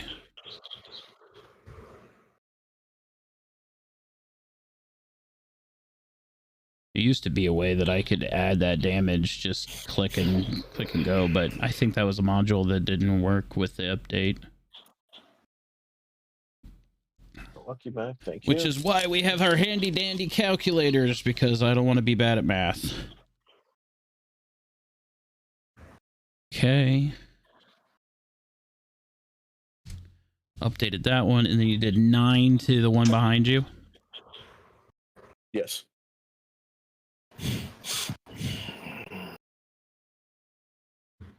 Okay. All right, though it has been updated. Anything else for you, Ganix? Yeah, I'm gonna Misty step the fuck out of here. All right, where are you going? 30 foot? Yeah. To an unoccupied space? Right there. That'll do. Okay, this guy is health bar is not showing, so resources for everyone. Update token. There we go. And now that I'm within 30 feet of them. Holy fuck, that was insane. All right, so with that being said, Eklund, your turn. Oh, hey, wait, that's me. Okay, so where am I at? Ganix, if he saw how many were up there. Yes. Yeah, we're close enough. Yeah. There's just- 2 ice devils and there's a dire wolf by the front of the house. So I did not go look at the bodies, but I hit that fucker with a cannon. And then I got hit from behind from his wife or something. I don't know. Okay. As I'm like breathing heavy because of the damage I took. Or a light breathing, but like heavy enough that you hear it. Like a brisk jog.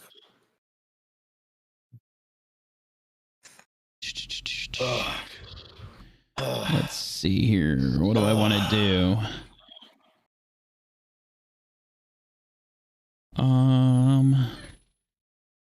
Maybe Eklund should use one of his new spells. Let's see here.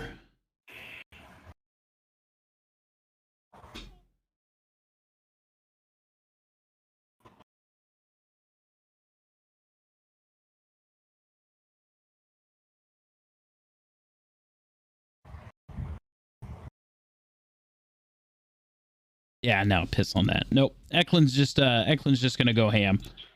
Oh, what is this? Oh yeah, perfect. All right, Eklund's gonna move 30 feet up this cliffside.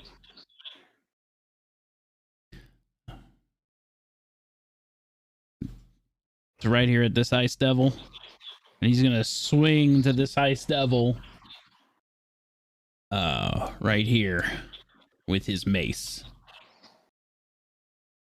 So, Eklund, open that up. Attributes, inventory. Mace of disruption, attack. 19 will hit. Let's go. 13 bludgeoning. And it does radiant. So that means I get double radiant damage. So that is 26. Hey. Nice. So gonna roll that a second time because I get 2 attacks now. That one does not hit. So just 26 damage to this guy.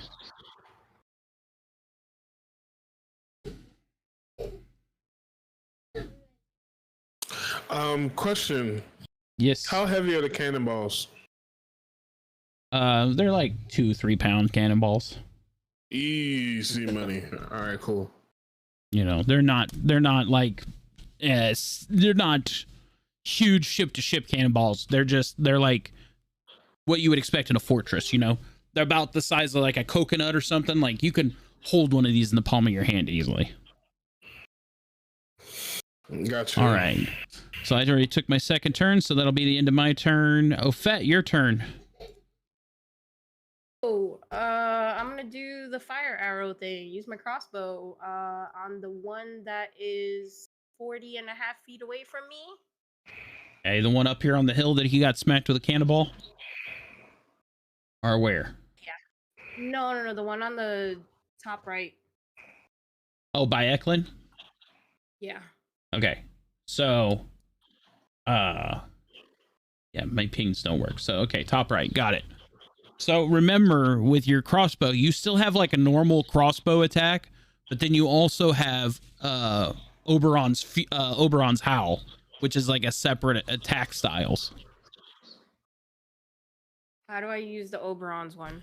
So when you click into your thing and you go to inventory, oh, is it not there? Oh, it's under features. You'll see Oberon's Howl. Yeah. See it. I don't know. Go with the marksman. Okay.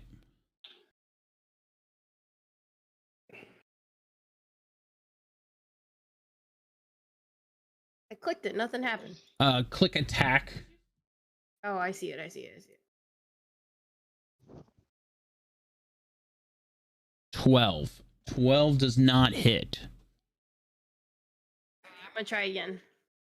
Do you want to use a lucky or an inspo on that instead of using your second attack right away? Yeah, let's use the inspo. Okay, which How do one I would use you that? like to inspo? You have two do I 10s, have an a 8, and D- a 6. I'll use a 10. Okay, just roll a 10 from your public dice tray at the bottom. Oh, that'll hit. That's 22 now. There you go. So roll for damage on that one.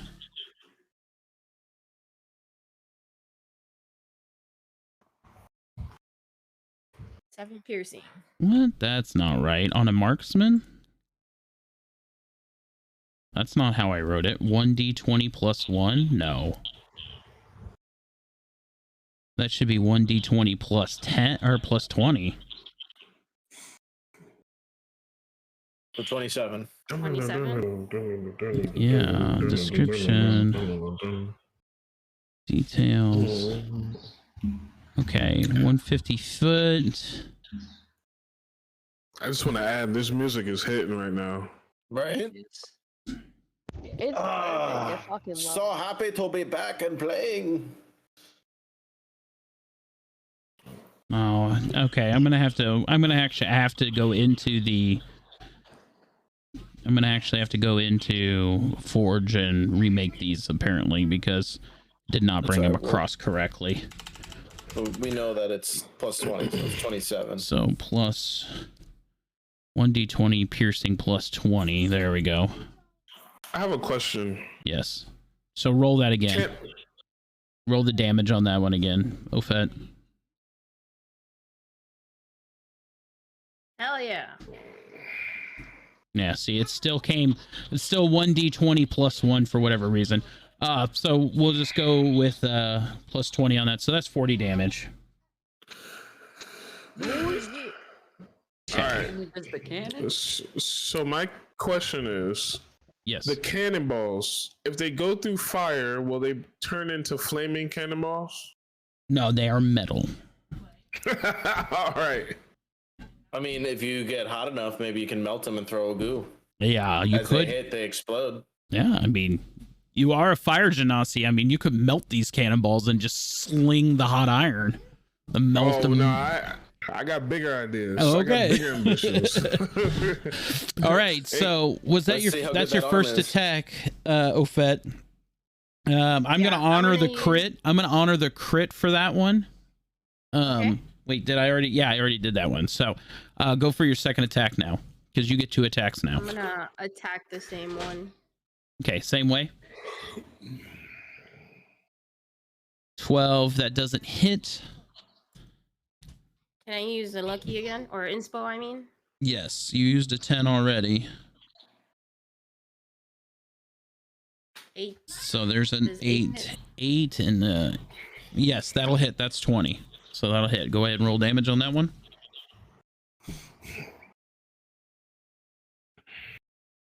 Okay, so that's 5 plus 20, so that's 25 damage. So there we go. Okay, so that puts that And that's one. the end of my turn, right? Yes, unless you have any bonus actions you want to use. Bonus actions. Let me look real quick. Bonus action.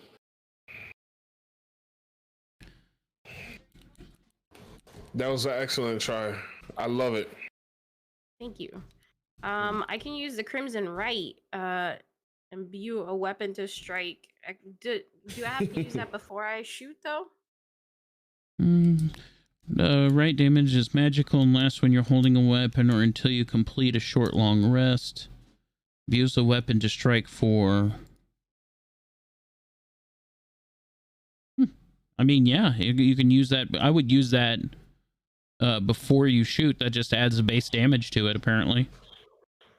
All right, I'll do that next time. That'll be the end of my turn. Alrighty then. Sloth, you're up on the chopping block here, bud. Yeah.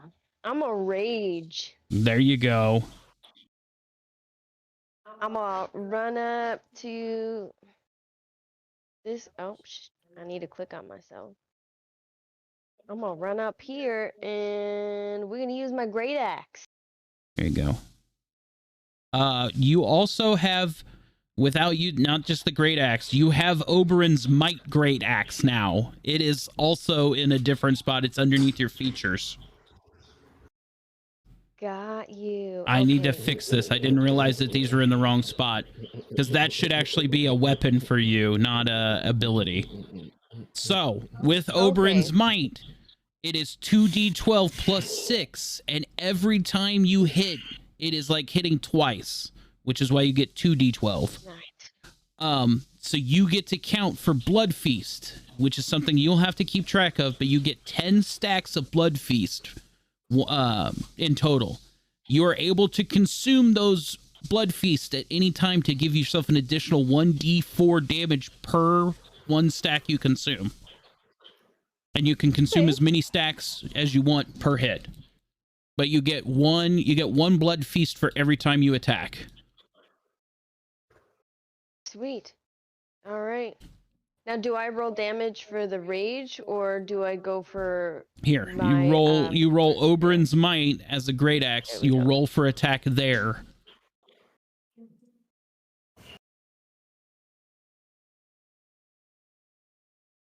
Did it do it? I clicked it for you. And then here's the attack roll. 18 will hit. So close.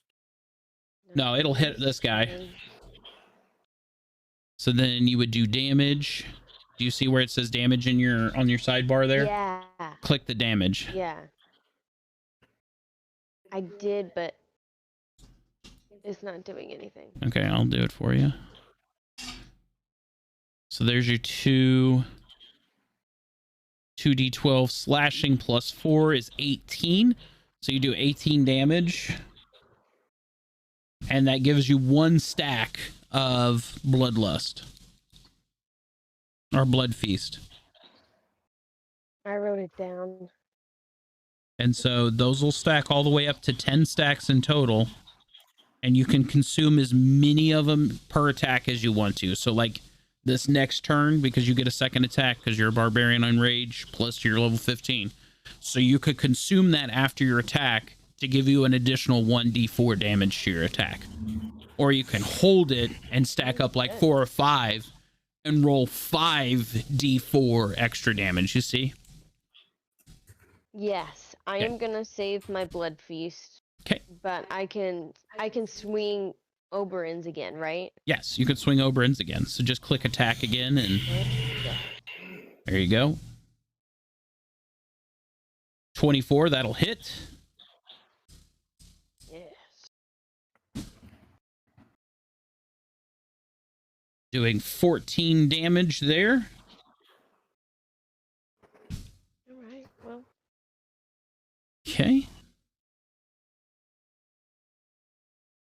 And I guess that ends my turn. Let me... Okay. into that combat phase there. This Ice Devil's a turn to attack. Gonna swing at Eklund with a bite attack. Let's see. Oh, that nat 20. Ouch. Oh. Damage. Here comes the damage in. 23. Double that damage. That is 46 damage Eklund's taking. Wow.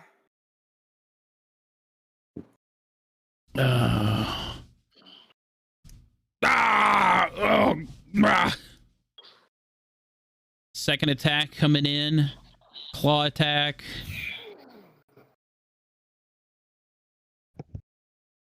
Oh my gosh! Double. Wait, hold on. Can I, I'm trying to look at these maneuvers that I have. I'm sorry. Oh, you're fine. I believe I have a feature where I can direct somebody else and give them additional AC. There's been a bunch of redemptions in the chat as well. Yeah, I need to go back through and do these redemptions. Okay, so I think it's this. So rally. On your turn, you can use your bonus action to expend one superiority die to grant a friendly creature who can see or hear you temp HP equal to the superiority dice roll. Yeah, that's on your turn though. Ah, okay. Okay, sorry. So I'll go ahead and bop that so you don't waste it. Yeah.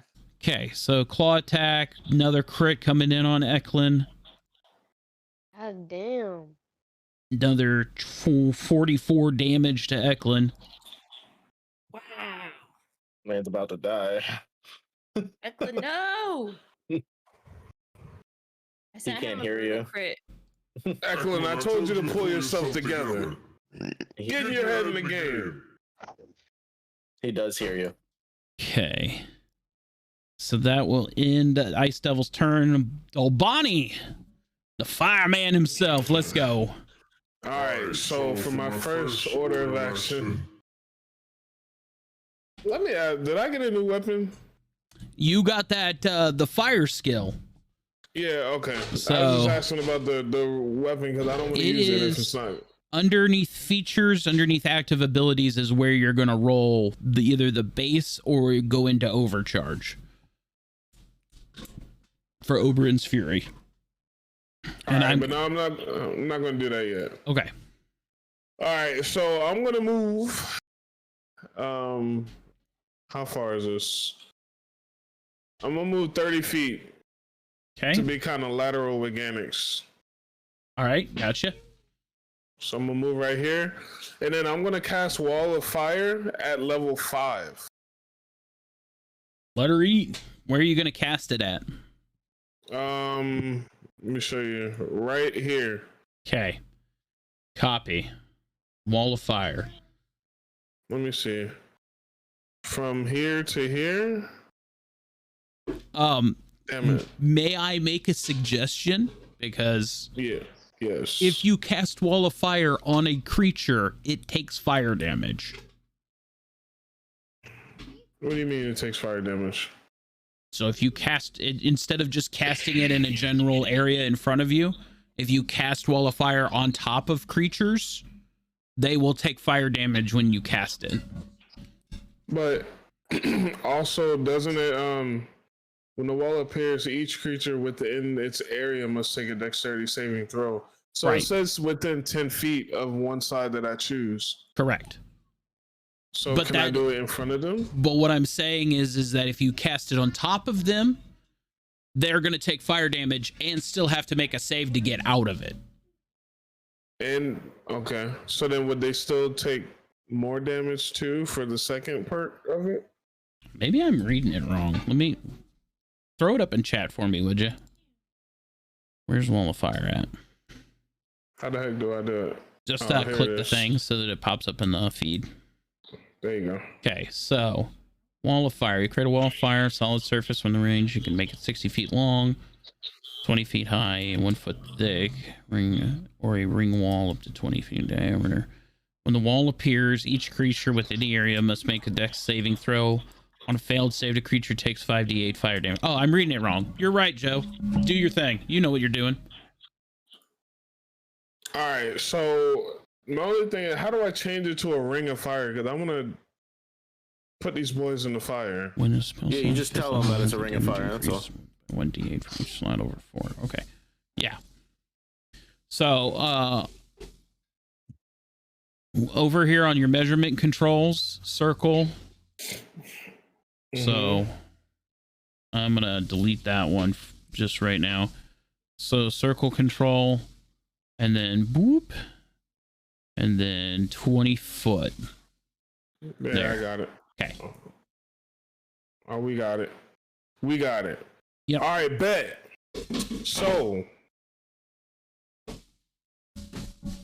I'm gonna do that. All right. And so I'm gonna. They gotta on the side of the wall. So like when you cast a spell, it deals 5d damage, and then on top of that, it does 1d8 damage for each slot above 4. I cast it at level 5. Yes. So.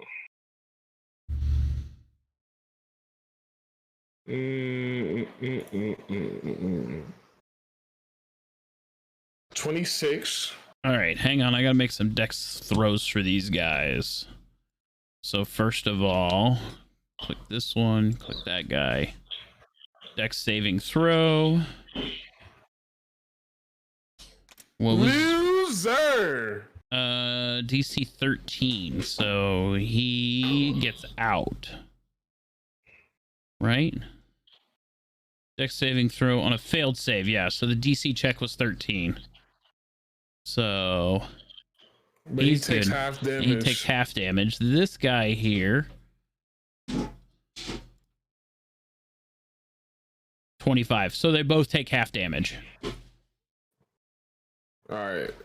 Okay. And then I have to roll again. Yes. 1d8. Yeah, an additional 1d8 of fire damage. So that is 26 and 6. So that's 32 divided by half. So each takes 16 damage. All right.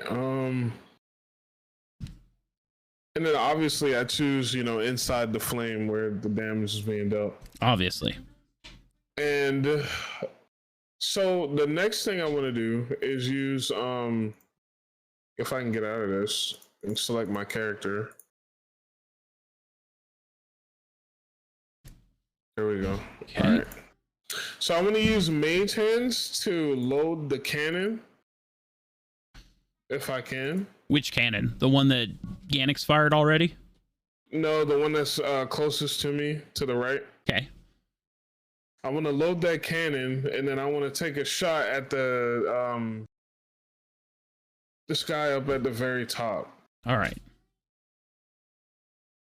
So do I need to roll that D100? Over here by Eklund and Sloth? Yeah. Okay, so cast Mage Hands. Yep. Okay. Let me do that. So floating hand, blah blah, 30 feet away from you. Action control a hand. You can hand and manipulate an object, open unlock doors, still retrieve items, blah blah blah blah blah. Yeah, sure, why not? Hand can't attack, activate magic items, or carry more than 10 pounds. Cannonball's less than 10 pounds, so fucking let her eat. Load them up, baby. Let's go. D100 siege weapon damage. Go for it. Siege weapon. That's true. That's Can I do a save? What you call it? A lucky? a lucky on that? Yeah, go ahead. You can Yeah. use a lucky on your on the siege weapon. So I'll cancel that one out. So I just roll another 100. Just roll another 100. Yep. All right. Did I miss my turn? I had to go get food Oh, for my it's son. even lower. Whoa. Oh, my cannon hit harder. How many luckies do I have? You have another one. Yeah, let me use that. You one want to more burn time. another lucky on it? Okay, go I'm for it. burning it. I'm doing it. God. That's better. Let's go. Yeah, 72. Yeah, that's much Finally. better. Just don't hit slow. Holy All right. shit. Sloth, I need you to I make can take a athletics check to see if don't roll a you one. get Don't out of the roll a one. way. Don't roll a one. Athletics. I don't. Okay. Yeah, Alright. because you are directly in the same line as this. Oh yeah! Oh yeah! Sloth in the rage just happens to see this cannon being magically turned towards this, as like, what? No, and just like, yeah, Sloth's out of the way, you know. Sloth, watch out. I'm firing the cannon. I'm a firing my laser. As this cannon with a magic hand, he just like slaps the fuse. A cannonball comes flying out. That creature is DTD. Go ahead, describe their demise. The monster is no might for the powerful Dolabani. Be gone, monster. Oh, let's see. Which one is this? It's this one. Okay. How do I And mark that it? will end my turn.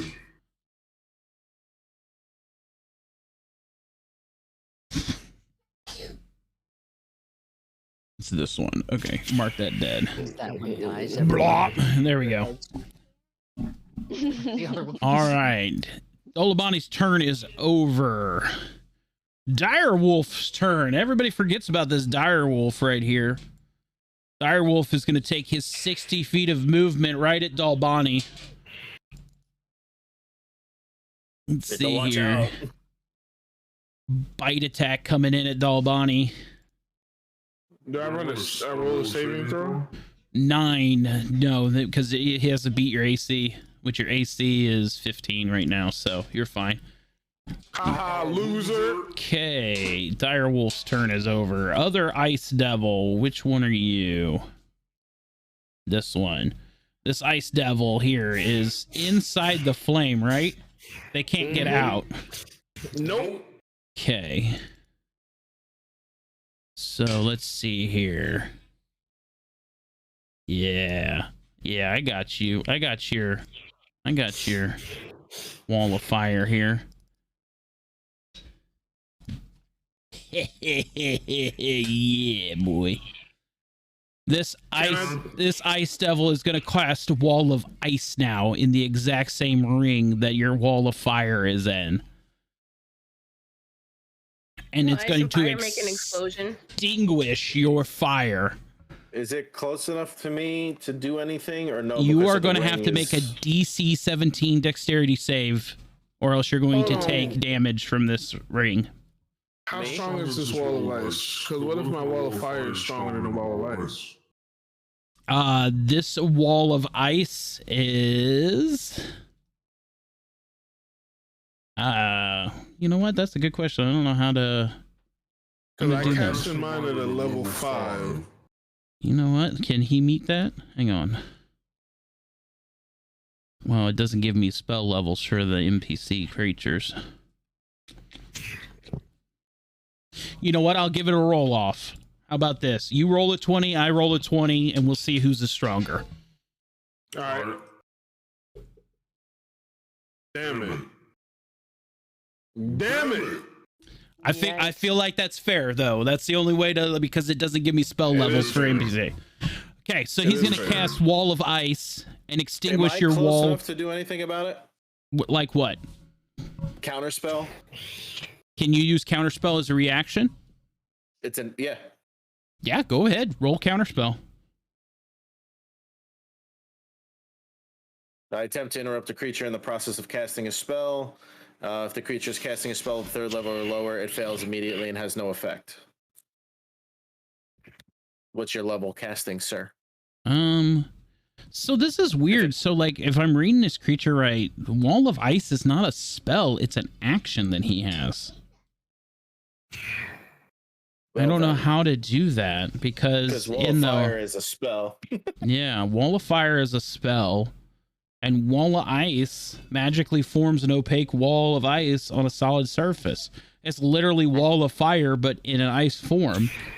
Yeah, and there is So Wall it of has- Ice as a spell. Yeah, it has to be a spell, but it's just not in the spell section for the Ice Devil. So, counter spell. You attempt to interrupt at higher levels.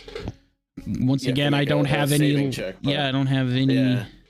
DC Well, you're the equal to DM. 10 plus. Roll off again. Fuck it. D20 roll off. A D20 roll off. Use first, sir. All right, here's what you got to beat. Got to beat a 16. Counter spell lucky. fail. Can I lucky? Yeah, you can lucky. You got one, don't you? Yeah, you got one I lucky. got two. You I got already two. used one. I got another one. Oh, when did you get Yeah, I another gave one? another one. Oh, okay. So I had one back. I'm using another one. 13. I lied. You. Can I do- have an inspiration I was on top gonna of say that? just throw an inspiration on top of that. What do you want to throw? A Yeah. 10 or an 8? I'll do Throw an 8. anything. Throw anything. I'm gonna throw in Like- 8. No, that's not an 8. You just got to get 3 more. There you go. That'll work. So you threw an 8? Yeah. Yeah. I threw an 8. Okay.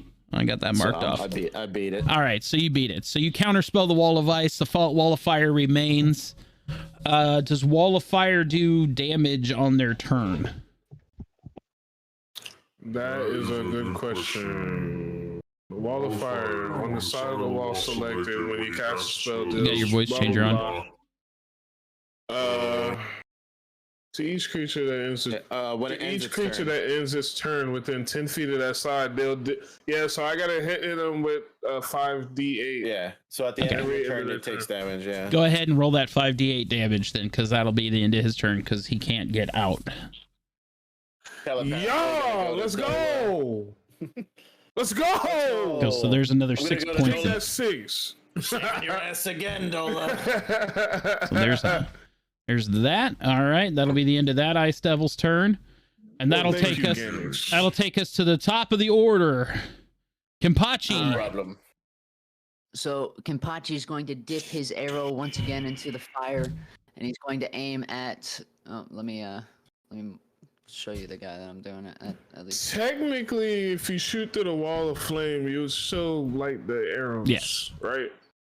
Yeah, because there is now a giant wall of flame there, so anything that passes through will light on fire. So I'm aiming at this guy right here. Okay, Did I just do it twice? you did. Don't worry about it. I'll go ahead and remove one. You can take one of them out. There you go. 19 will hit. Nice. Show us the damage. Show us the damage. That'll be 10. And throw this. That'll be 14 damage.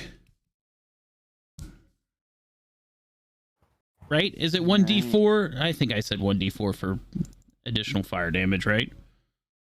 I believe you Can did. anybody else remember what I said for fire arrows? Let's see. I have fire arrows as a thing. Oh, you Hold do? on.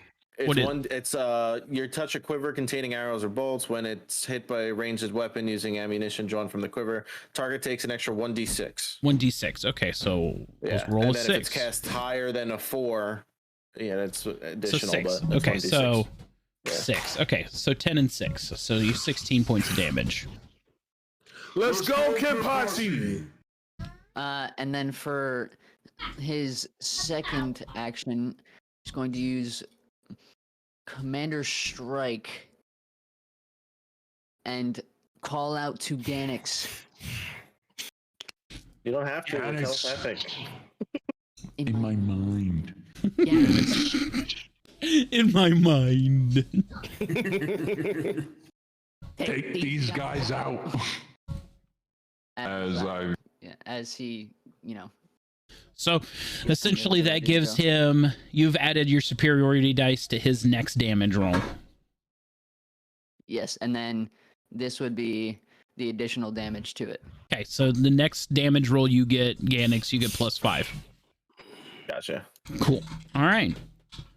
So that'll end Kempachi's turn. Ice Devil's turn. This guy. right here. So, gonna do the same thing before. I have a question though. Go ahead.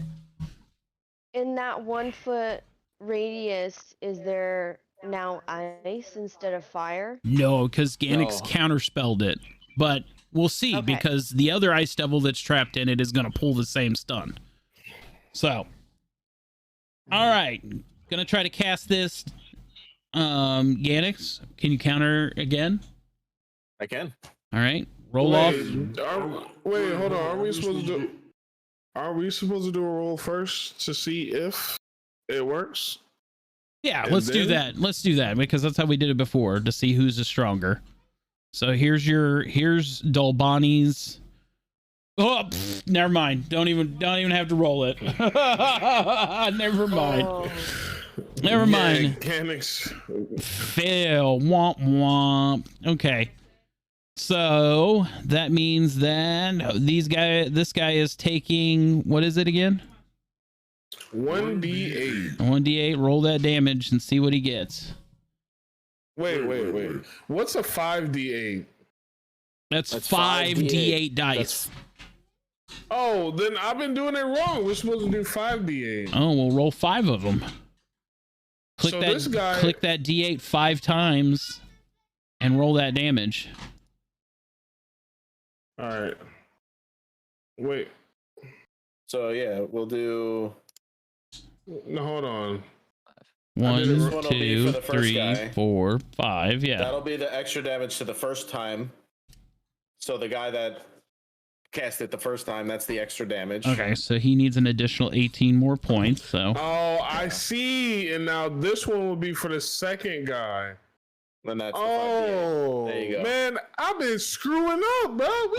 We're supposed to be getting some big damage, and we're not, guys. Sorry. Oh, Dola, this is why you're a brute and I'm the magic man. Yeah, this is why you have all the brains and I have all the bronze. But together, we are unstoppable. all right, there we go. So officially good damage. There we go. All right, so he's stuck. So that'll end his combat. Ganix, your turn. Yes. Yes, it is. Jolly. Yeah. I screwed up. What's up? Because the original casting of it was supposed to be 5d8 as well. Like, I'm not going to go back and do it, but for next time, I need to remember 5d8. Let me see this. There's maneuvers. There's counterspell. There's ice wall. Well, ice wall have the same thing. So 30 feet. I'm going to do something new. And hope that we're not doing a big boss later. I cast 7th level Damn. on the cannon. So both of those guys, basically inside of his fire. Delayed blast fireball. Okay. A beam of yellow light will flash from my finger. And then it condenses and lingers into a point within range of a 20-foot radius. So basically directly inside of his fire. All right. Each creature must make a dex saving throw. And then a creature takes fire damage equal to the total accumulated damage on a failed save, or half as much on a successful. The spell's base damage is 12d6. They're going to take half of that. So go ahead and roll 12d6 damage. Dang. They both made good rolls. So half of this 12d6. So 42, 24. so 21. Okay. At the end of my turn, if at the end, so the spell's base damage is 12d6. If at the end of my turn, the bead has not yet detonated, because I can choose to either detonate it, or you could walk into it, I add a 1d6. Okay. If the glowing bead is touched before the interval has expired, the creature touching it must make a dex saving throw. On a failed save, the spell ends immediately, causing the bead to erupt. So you've on a successful save, the creature can throw the bead up to 40 feet when it strikes a creature so it So you successfully saved it. Could you pick it up and then throw it? But it's not really near you guys. You'd have to react to that. Yeah.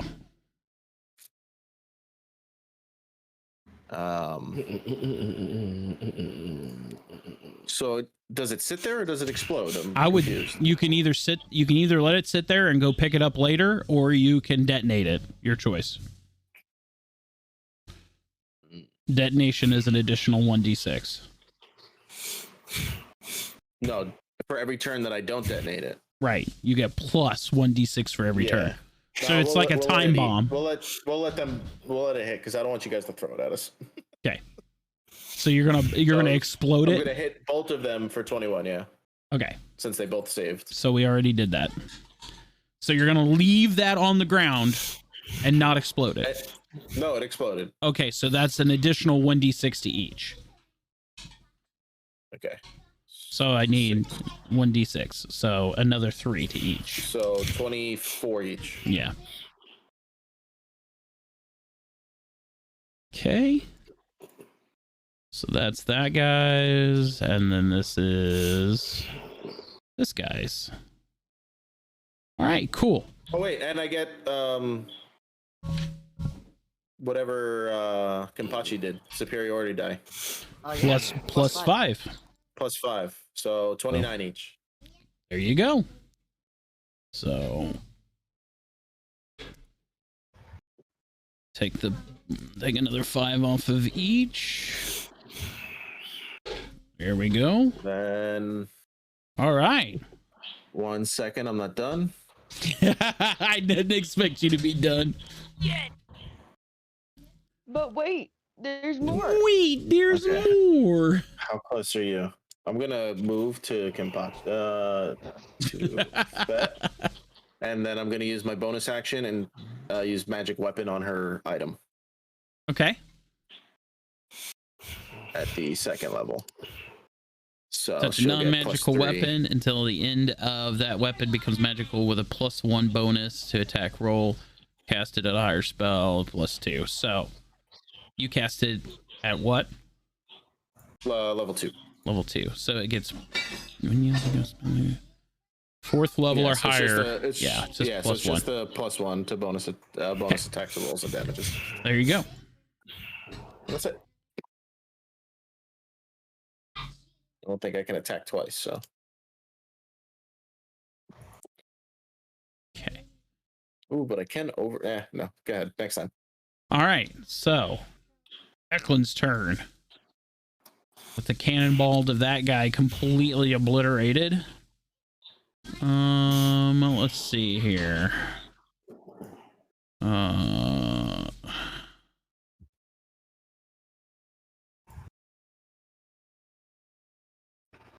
30 foot is not very far, so I'm gonna move right there. Oh, thank you. Okay. Eklund's gonna move 30 feet there. He is going to go ahead. I want to telepathically tell Eklund that he's an idiot. He doesn't hear you. There's nothing new with that. He does not hear you. Okay. Yeah, it's only 30 feet. You're at 40. So it's like you're going through a tunnel. You're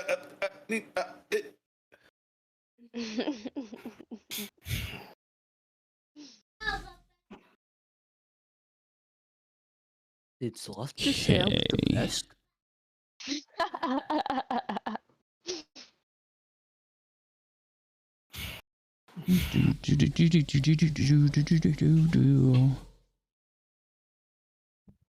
I want to find something here. I know I put it on here, but I just don't know where it's at. Yes. Here it is. Oh, but that's a touch. Womp womp.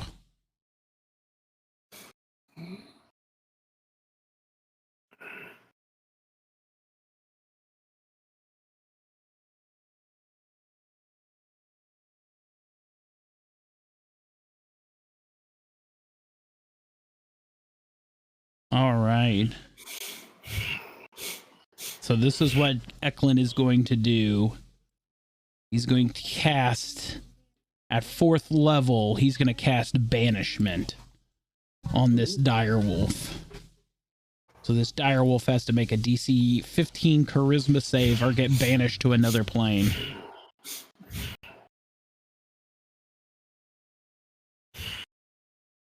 With that nat 1, that direwolf does not make that save.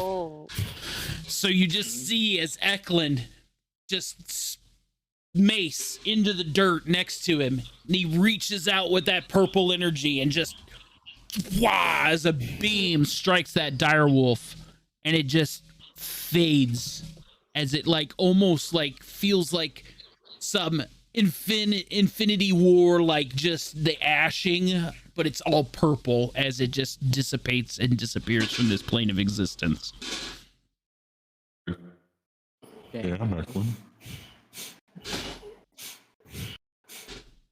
There we go. And that'll be the end of my turn. Ofet, your turn. Okay. Can you zoom out a little bit? Actually, can I shoot at the ones inside the cones? Yeah. Am I in range enough to shoot rapid fire like a cone? What was the cone? I think the cone was 30 feet or 50 feet. I think it's 50. Okay, so let's see here. And I want Might have to move in front of Kenpachi.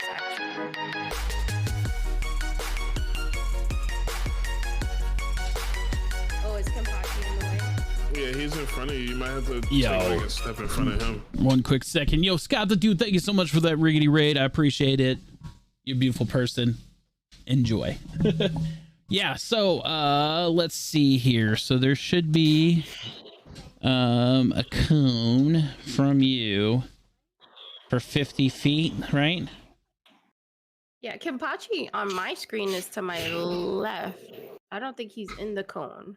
Kenpachi is right in front of you. Yeah, you might have to refresh.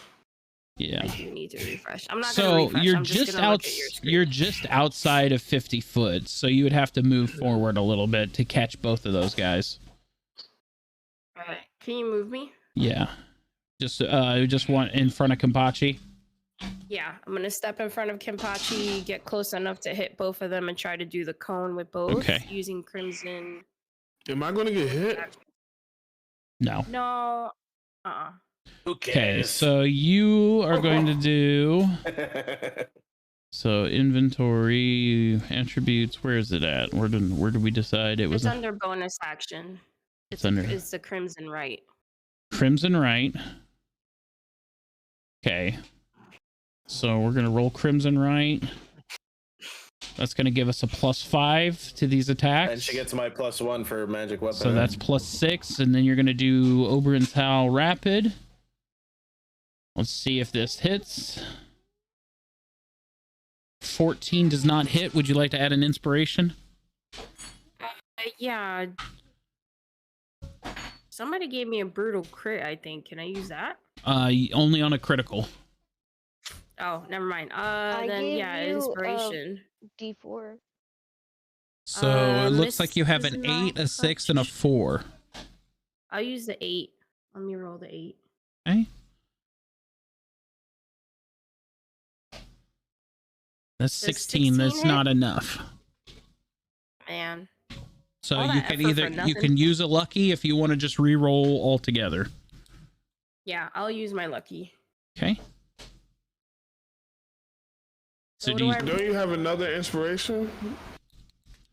Yeah, I'm using my lucky. I'm just gonna use my Oh. lucky. It's fine. okay, so we're gonna re-roll that Yeah, plus you get +1 from the 12. magic Yeah, weapon. it You're doesn't. doing the damage? No, she's still trying to hit him and it didn't hit. It's Yeah. only a 12. I have my second. You have So a I'm second gonna attack, shoot so again. Yeah. okay. So you're gonna try again. All right. So same thing. Here we go. This is for the second attack. 21 will hit. 22. Yes. So Yeah. All right. So how do I roll Okay. damage on that? so you're there. I need where did it go? Okay, so damage on that. Damn. That one seems to be working just fine. Yeah. And plus 1 on that too. 10d8, so 38. there's 38 points of damage to each. Yeah. Okay, Cool, so cool, cool. measurements. I need to get rid of some of this stuff. It's starting to clutter the screen here. There we go. Okay. So that is 38 points of damage. So you will... This guy here is DTD. Let's go. So which one is he?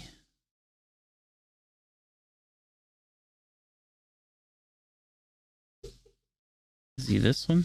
Yeah, he's this one. So there. That one's dead. This guy here taking 37.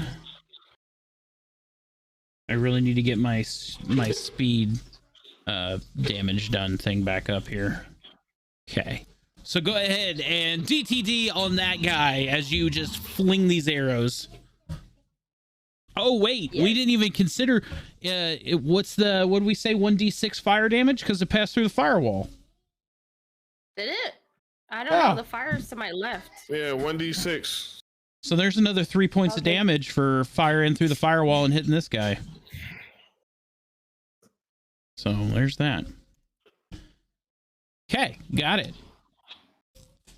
All right. So DTD, go ahead and describe the demise of that other ice devil. I step in front of Kenpachi. I pull back my bow, my crossbow, and I let her rip. And it goes flying through the air and catches him right in the eyeball. The fire in his skull in flames.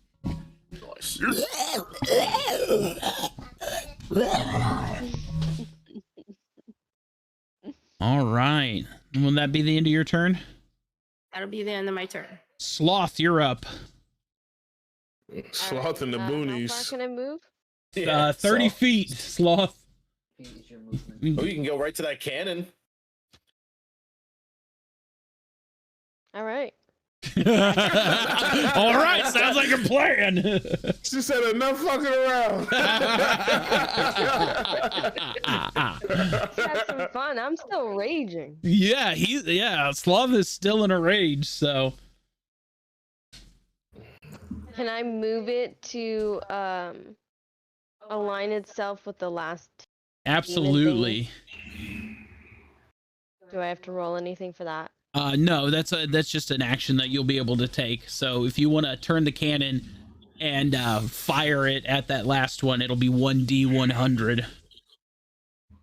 You bet. Let's go. Because siege weapons are awesome. So guess what? You just get to fucking hit with them. Damn! Damn! Sloth's not fucking around. So that is DTD Sloth taking out the last ice devil. Holy mother of Moses. Go ahead and describe that demise. I'm still raging. I'm screaming. I light that thing straight into its stomach, and it doesn't even realize it got hit. Just gone. Just the pink mist. Team Rocket's blasting off again. And with that, will end the combat for that section there. Well, that was surely exciting. What a shot, Sloth. Hell of a job. It's been nice sitting next to this fire. I am Whoa. 92 points. 92 points. That is crazy. Perception on the bodies. With a 21, I would say you can see the mangled bits of your defeated foes, with the exception of the direwolf, which does not exist anymore. Just not a whole lot remaining of what's there. I'm gonna go fist bump Sloth. Is the telepathic thing still going? Yes, but 30 feet. So All right. you are out of range of me, but in range of everybody else. We can move freely now. You're now free to move about the country. I'm gonna leave since I saw nothing. Oh, yes.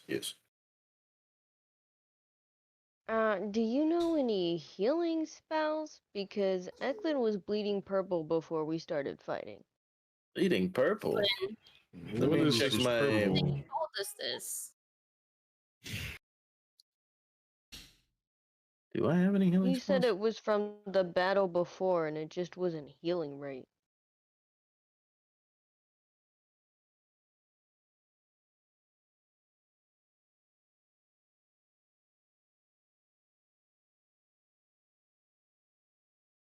Hang on them. They're just literally. Okay, so then, yeah. Can I loot the bodies that are inside? Yeah, go ahead and give me an investigation on them. That would be there. Oh, All right. Investigation 19. So as you go through the tattered remains of what are their clothes and whatnot, you find a pouch that contains a few pieces of gold, and then some parchments and a quill. Not a whole lot on them. I'll take it all. Okay. Go ahead and add those to your inventories. How much Okay. for gold? Yes. Do you know the origin of where those ice devils come from? I can investigate them. I'm not gonna take the quill because I have an ink pen. It's the same thing. Okay. How much gold was Do in I that sack? roll investigation, Jolly, to find out where they came from? Maybe someone sent them or something.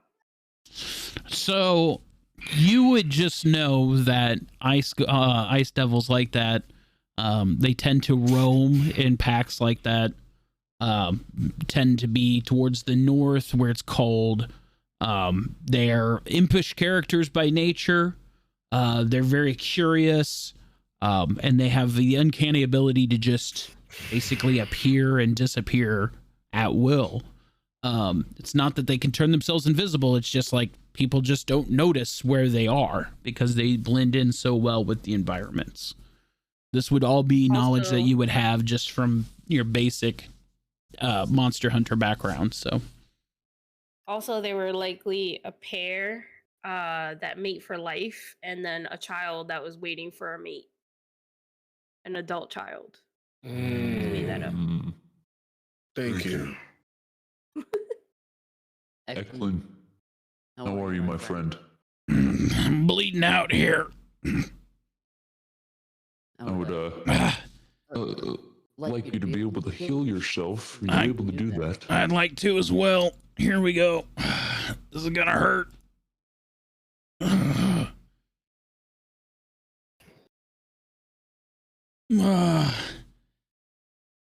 All right. I feel a little better. Ow. Something's not right. I'm coming apart at the seams or something. How so?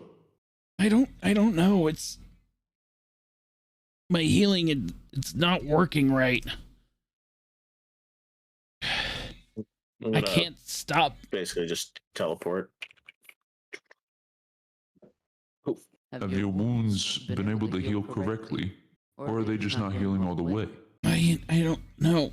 Eklund's going to undo the chest plate from his chest, and as the heavy plate mail falls to the ground into the snow, you just see these seams across his chest in a Y shape, and they split open with that purple radiant, and they're oozing that purple energy. It looks like blood, but it is just this ultraviolet purple color, and it won't stop. It's just like a sieve just pouring out. Is anybody able to heal him? I don't think anybody else here uses healing magic. Kenpachi, I've tried everything. even my cure wounds at a higher level, it's not enough. As Eklund takes a knee on the ground, it's very apparent that something is crucially wrong. Ganix, Dolabani. Yes. Something is clearly wrong with him. He's in very hard ill. And it's not just from this battle. Maybe if he stopped drinking. Hey, You Kenpachi. bumbling buffoon? You really think it's the booze? Who knows where he's getting all this random booze from? He did conjure it up. Eklund has been sober since he touched the that black iron and tripped off all of this. He hasn't touched a drop of alcohol since then. I wonder if I can. Dolabani, go ahead. Kenpachi. How about let's round him up, get on the other side of him, and let's carry him into the cabin where he can be out of this weather, and we can possibly figure out a solution to patch him up. Can I use detect curse or remove curse to see if he has a curse on him? Sure. Where is dog coming from? That's because we're focusing on him. We don't see these people showing up. That's all. What the? But all right, so I use remove curse.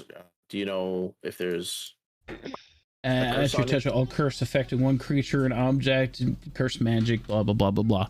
So as you place your hands on Eklund to remove curse, it rebounds against you, and you're gonna take some damage for that on the rebound. For trying to help. You're gonna take 3 points of rebound energy. Well, I don't know why it says direwolf, but sorry.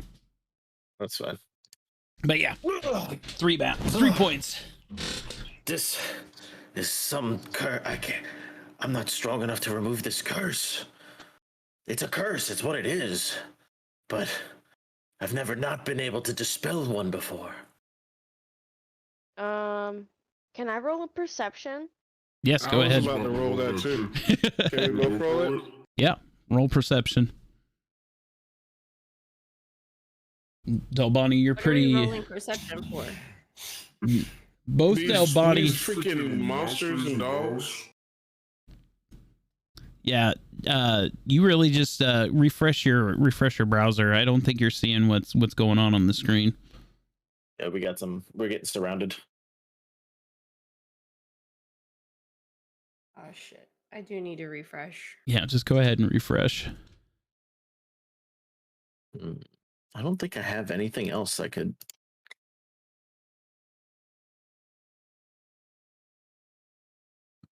Dolabani, I absorb? good to get him by a fire.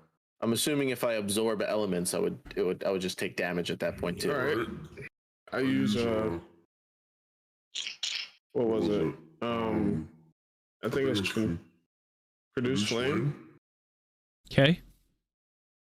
It's produce flame to light the little fire again. All right. So I'll do that for you, my guy. All right. There. While you're lighting the fire and you're moving it closer, Ophet, you're starting to notice that around us there are several dire wolves, and that there is a man in a skull mask, very large, but it's kind of like hunkered down, kind of using all fours to walk, but it is a large creature. Gotcha. And they're just kind of circling right now. They're not being aggressive or anything. The wolves are not snapping. They're, this skulled creature is not aggressive, but they are just kind of circling right now, kind of looking and seeing. All right, with my telepathy, I'm gonna see if everybody wants to get the fuck out of here because Eklund's not well. We could retreat back to the ship. retreat back to the ship. Why? Dola, what do you think, Dola?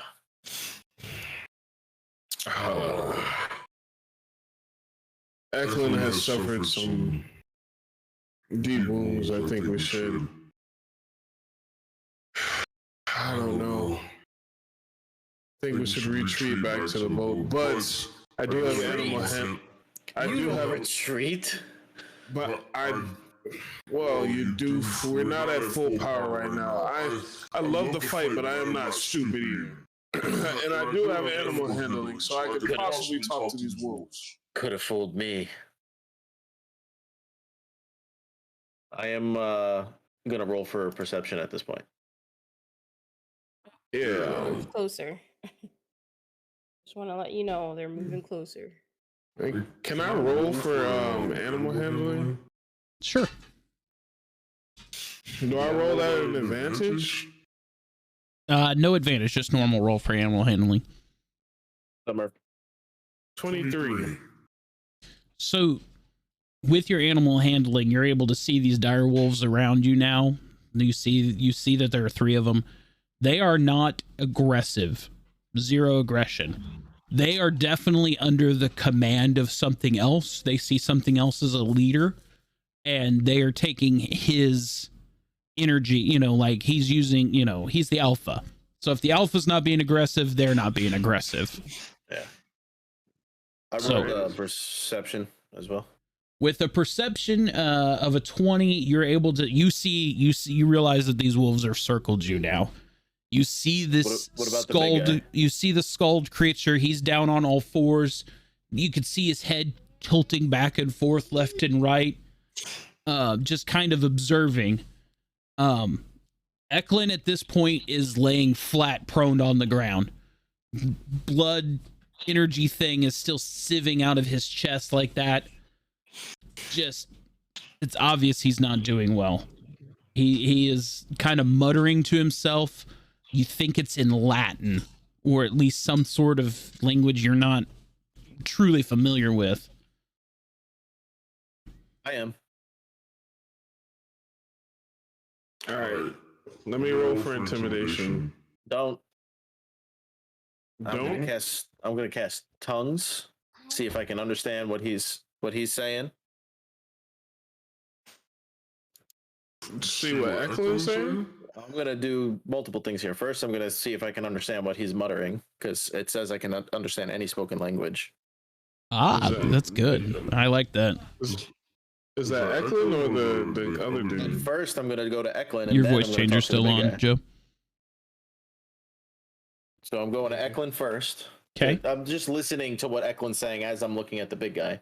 So I'm listening to see if I hear what Eklund's muttering with tongues. All right. So with tongues, in his muttering of some sort of language that you wouldn't understand, and now you've cast tongues, you hear him say, "Dragon's blood, witch's hut, silver locket." You hear him say, "Trusted." You hear him say, "Criminal." And you hear him say, I'm reading what he's saying, so I'm just trying to figure out what I want to tell you. So yeah, I'm gonna go with that. Dragon's blood, witch's hut, silver locket, trusted advisor, and criminal scum. At this point, you guys telepathically heard me repeat what he said, and I'm just gonna take one step, and just say, "Do you think you can help our friend?" And because I have tongues, I speak it in whatever he speaks it in, I suppose.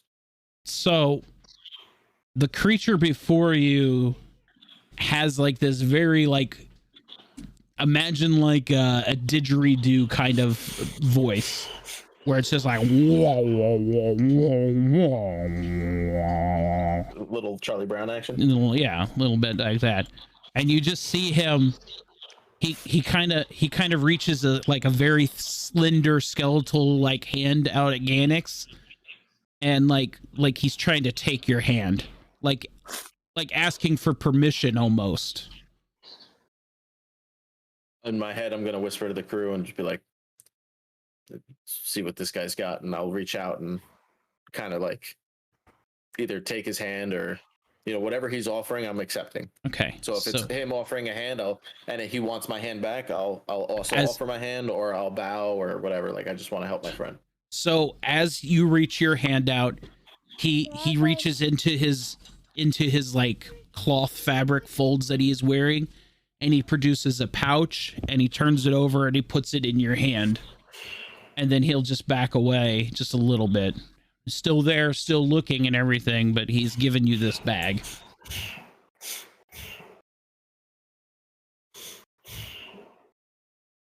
So as you open the bag, you see what looks like crystalline powder of, it's very fine granulated powder, like somebody has milled it into like almost like a flour-like texture, but it is this fluorescent, vivid, bright green, like just emerald in color. Would it be anything I have seen in history books or anything in my studies as a wizard? I don't know if you are familiar with any kind of druid magic. What would that be? Nature, I guess? Yeah, you can use a nature check on it and see what you got. 19. So you recognize this powder having come from a source that is no longer that you thought to be extinct. Let's just say it that way. You know what you are holding, but you didn't think it existed anymore in the world. What? No way. And I'll quickly take a walk over to Eklund's side. Also, thank you, Murph, for the $5 donation to St. Jude's, man. Much appreciated. Yeah, there we go.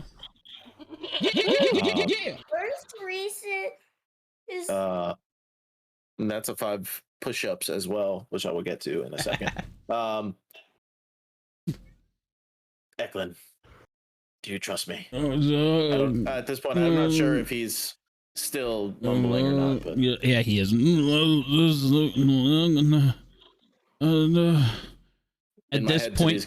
At this point, you also notice that the purple is now oozing from his eyes and his nose. At this point, I'm not asking permission anymore. I take the powder and I start sprinkling it on the wound.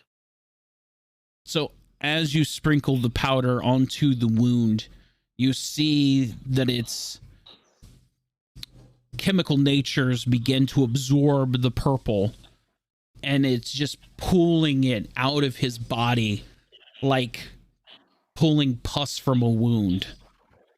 And it begins to cauterize as it pulls this purple ooze out and like secreting it away from where the emeralds are at. Eklund. Like a smelling salt, or like my fucking finger stinks or something. Eklund, wake up. It smells like shit. I got it from the dead bodies up there. Why does it hurt? Why does it all hurt? Guess we have to heal you now. I finally stopped whatever was oozing out of you, thanks to our new friend. Thank you. But be weary when don't approach too brash. Too rash. As Eklund finally starts to get his bearings about him near the fire, and he looks up and he sees the creature, he immediately reaches for his mace as he's grasping for it on the ground. Get away from that! I'm gonna get step away on it. I'm gonna step on his mace before he picks it up. Get away from him! Just saved your life. You don't know what he is? He's friend for now. He hasn't been aggressive, and he has saved the oozing. You probably can heal yourself now. He'll make his way closer and closer to the fire and towards the group, and you'll just see this thing. He puts a bony hand out and he touches just with a single finger to Eklund's forehead, and Eklund will pass away, or pass out, I should say. Not pass away. That would be wrong. No, pass out. Pass out. He's unconscious, not dead. Wrong words. He's passed out. I'm sorry. He passed away. You know. Just like that, Eklund's dead. Yeah. What the fuck? Oh, thank you so much, Joe. Cool with the 20, Mrs. Non-Clutch with the 5 as well. Thank you guys so much for the St. Jude's donations. It's awesome. You guys are awesome. The creature. For the kids, baby. The creature after touching Eklund will just simply back up again, and then you'll start to see him creep up this hillside here. And as he turns around and he's on all fours, coming up this hillside, you'll see the wolves start to uncircle around him, and they're heading up into the woods behind this snow-covered encasement. Telepathically to Kenpachi, I'm going to be like, remember their tracks. Maybe we can find out and thank them properly. Yes, keeping an eye on. Well, I don't think you'll have to worry about tracks. This guy turns around to you and gives you that, like, Hunchback of Notre Dame kind of wave. Follow me thing? Yeah. Dola, do you think you can help me or Sloth get him on this carriage next to this fire and we can wheel his ass? Clearly he's helping us. Clearly I don't need any help. I'll just drag him by his coat. I think we should avoid doing any more damage, but you're clearly stronger in terms of strength and I'm stronger in terms of wits. It's okay. I'll just do it your way and I'll just throw him over my shoulder. Carry him onto the ship. Ship? We're following him. I thought we were going back to the ship. No. Let's follow him. He can help us. Okay. Come on, Eklund. Since Dola is carrying me. I don't know, guys. I'm literally built for this. I'm literally built for this. So, as we come to the end of this session and we are going to follow the unknown frost entity towards his home, I think that'll end our session today. Because somebody said they had to be done by noon, so. Yeah, I gotta go. So, do you have any questions, comments, concerns before you leave? Because I know that it was on a time crunch and I was watching it like, just give me a few more minutes. Oh, Panda, thank you also for the $5. All right. You're welcome. Well, thank you so much for coming today, Panda. I really appreciate it. Love you guys. All This right. was amazing, as always. Love you. All right. For the other 4 of you, that will bring us to the end of our episode today. I want to appreciate all of you guys for coming and hanging out with me as we played our campaign today. How about the rest of the party? Any comments, questions, concerns? Let's fucking go. What about the dreams? I can't believe we did that much fucking damage. Yo, we did That work. 92, like, oh. I didn't think I was going to see any more 90s after our test roll yesterday. Right? But fuck that shit. That was awesome. So just DMZ says Hicker. if you're paying attention at home, so here's the over map. This would be where our party is at right now. Is right up here at this northern port. So this is where our party is currently located. So, but yeah, here is the over.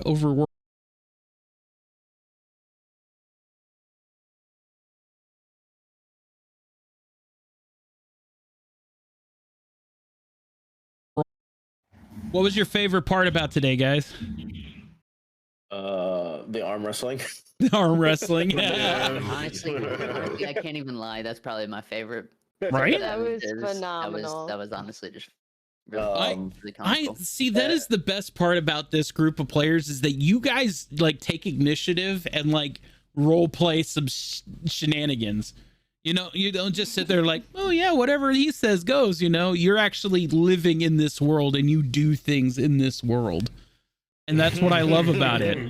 Because like, I mean, yeah, sure, I could introduce those Ice Devils 100 other ways, but the fact that you guys were arm wrestling and it got the party involved, and then all of a sudden he's just like up there watching, you know, it was just a great way that I can I don't want to say use you guys, but you guys live in the world and it gives me opportunities to do things like that. So, oh, you know what? I'm going to roll one more perception because I want to know if the skull he has is an Ice Devil skull. with a 19, it is not an Ice Devil skull. If anything, it is a elk skull. Wondering if I killed one of his buddies and we're just walking into a trap, but we'll find that out next time. Yeah, find out next time on Dragon Ball Z. Wait, that's a different show. Was there always going to be a fight, or was there a way out of it? There was a way out of it, if you so chose. But with you guys with us being gone for so long and this being our first time back, I wanted to present you the opportunity to basically go, yeah, I'm just gonna kill everything. This shit, I'm blowing you up. Well, and not only that, in the last episode, y'all got some amazing abilities, so I wanted you to have the opportunity to use those and kind of get the feel for how those worked. Dude, that level 7 delayed blast fireball, if I chose, if we were really in a doozy of a battle and it just freaking stayed there, that's a spell right there, man. Plus Absolutely. 1d6 every turn, and it starts off with 12d6. Yeah, it's a powerhouse. I just want you to know that firewall is probably one of my favorite spells. You still have your voice changer on. Oh, I just want y'all to know that firewall is probably one of my favorite spells. Oh yeah, that was great. Yeah, you've used that firewall in a bunch of ways. Yeah, I used it in the first episode to stop the horse. Joe's used it a few times to stop a lot of shit. And I saved your ass, so you're welcome, Dola. First of all, you saved your own ass, because that motherfucker was right there by you. He was going to smack your ass. I think it was a combined effort that we both were trying to save each other. Oh, dude. The fact, I was like, okay, so as a DM, I'm very well aware where I've put these tokens on the map because I placed them before we even start. So that way, when you guys move around the map, it is a naturally occurring thing about where they're at. So like that dire wolf being asleep by the door, you know, that's an important thing. He was there all along. Those ice devils being where they were there all along. So it's like you naturally move about the map and it's like, oh, hey, maybe this behind me is dangerous too, you know? Yeah. And then the fact that you were like, fuck you, motherfucker, boom. That's why I wanted to roll the perception, because I was like, I wonder if there's actually anything over by the thing. Because I rolled stealth. That's probably why you had me roll stealth by the first time, because I probably walked right over one. You did. You walked right past that one when you were on those barrels looking in. He was right there next to you. And then, fuckers. And then I rolled a 1, so I didn't even see it. So that's why I was like, fuck it, I'm going to yell. Yeah. And just so you're all aware that the cannons going off is what drew in the shaman and his wolves. Like, he came to investigate. Come to help us? He was coming to investigate what all the noise was for sure. You know? Well, it's a good thing we killed him before... we killed it before... he could see us killing his friends. I'm assuming it's his friends at this point because I feel like I set us into a trap for some reason. Or his underlings. Yeah. Well, Ice Devils could just be a really nice guy. Like Ofet said, because she's a blood hunter. Those Ice Devils, they're not very social creatures. So maybe we got lucky. Maybe we saved his land by killing the 3 missing things that were killing his family. Maybe those guys in the hut were his old friends. Maybe. So I messaged you, Jelly, about it while we were actually playing, but I didn't want to do it. Sorry, my Discord is down. 11th level, I'm able to attack 3 times. I'm able to use 3 actions.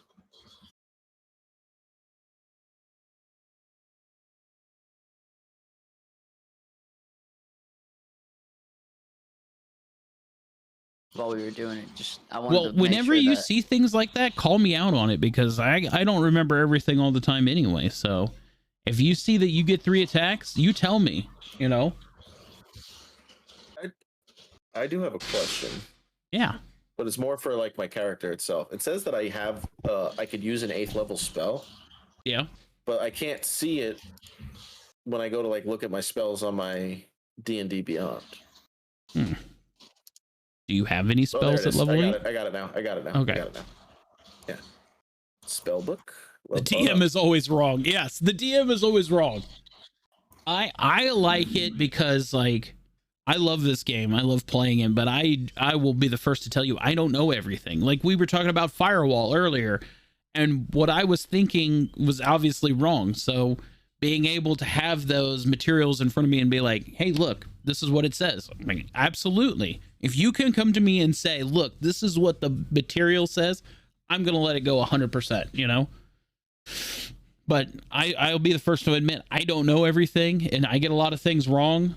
And then sometimes I get things wrong and we go with it for so long that it's just like, fuck it, I've made it a house rule. Like siege weapons. There's a whole long drawn out formula for siege weapons. And I'm like, I just don't want to do that. So like siege weapons are a D100 roll and they hit. If you were going to be able to operate a siege weapon, they're going to hit.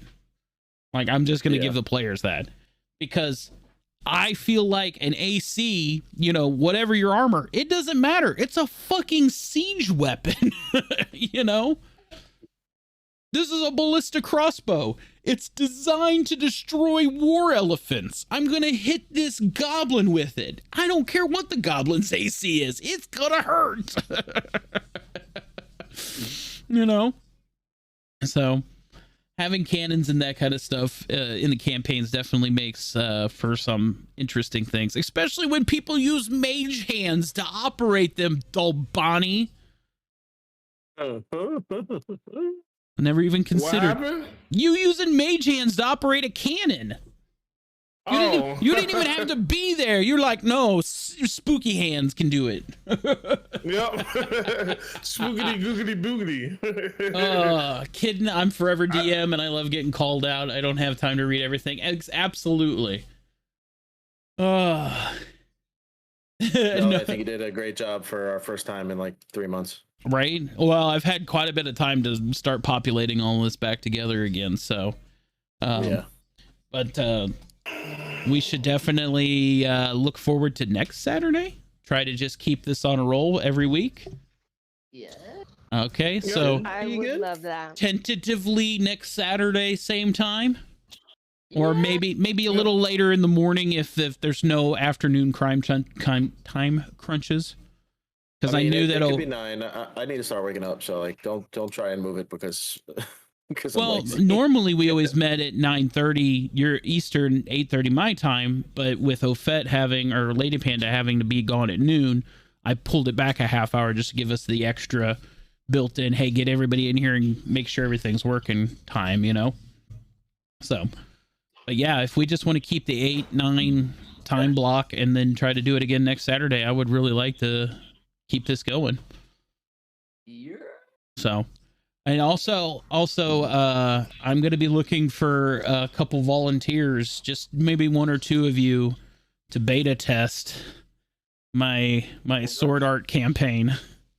Well, you know I'm down. Yeah.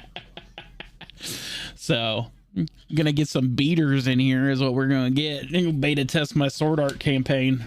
I mean, the only way to do it is to be a beater. So, you know, I'm in. My brother 100% is in. You don't even, I already know that. So.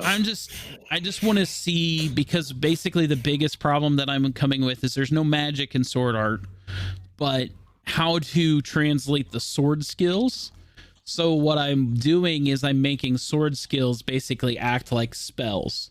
So like, for instance, quad strike, you get 3 quad strikes per long rest. You know, so everything is on a everything is on a system where you only have so many of them. And then you have things like your everyday normal sword strike is just your standard attack, you know? But then I also have an entire system built for like when you defeat an enemy, you know, loot drops and things like that, and experience like a true RPG.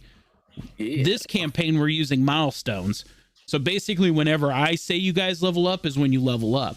But in a campaign like that, I want you to go and say, well, I'm level 2 and I don't want to go to the next room until I'm level 10.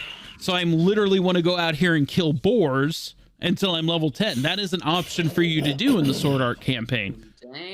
So I want every item, I want every creature to give you XP just like a real RPG would.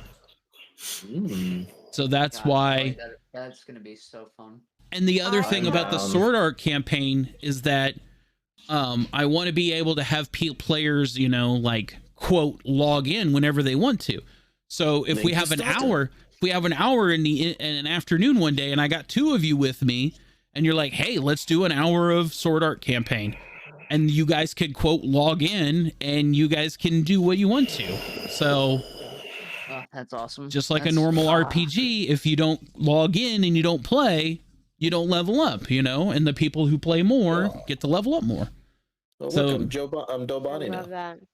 Yeah, Joe turned his camera off, and I was like, at this point, I'm not gonna fuck with the cameras anymore. Look at me, I'm Dobani. I do fire genasi stuff. Funny, bro. I love this group of guys. I think I'm strong at arm wrestling, but I can't beat someone with magic. I was waiting because I know Joe has produced flame. I was just waiting for him to be like, oh, you gonna beat me with magic? Produce flame, burn.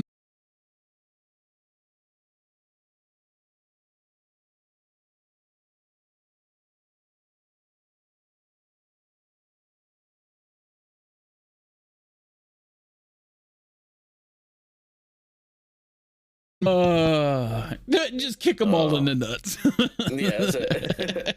Listen, Joe and I have a nice tit for tat going since episode 1. So absolutely, I love how all of the characters are starting to see each other, especially things like Ophet. She's a monster hunter. She knows things. Now, Panda may not know what her character knows, but that I would gladly just spew out random shit for her to quote know, you know.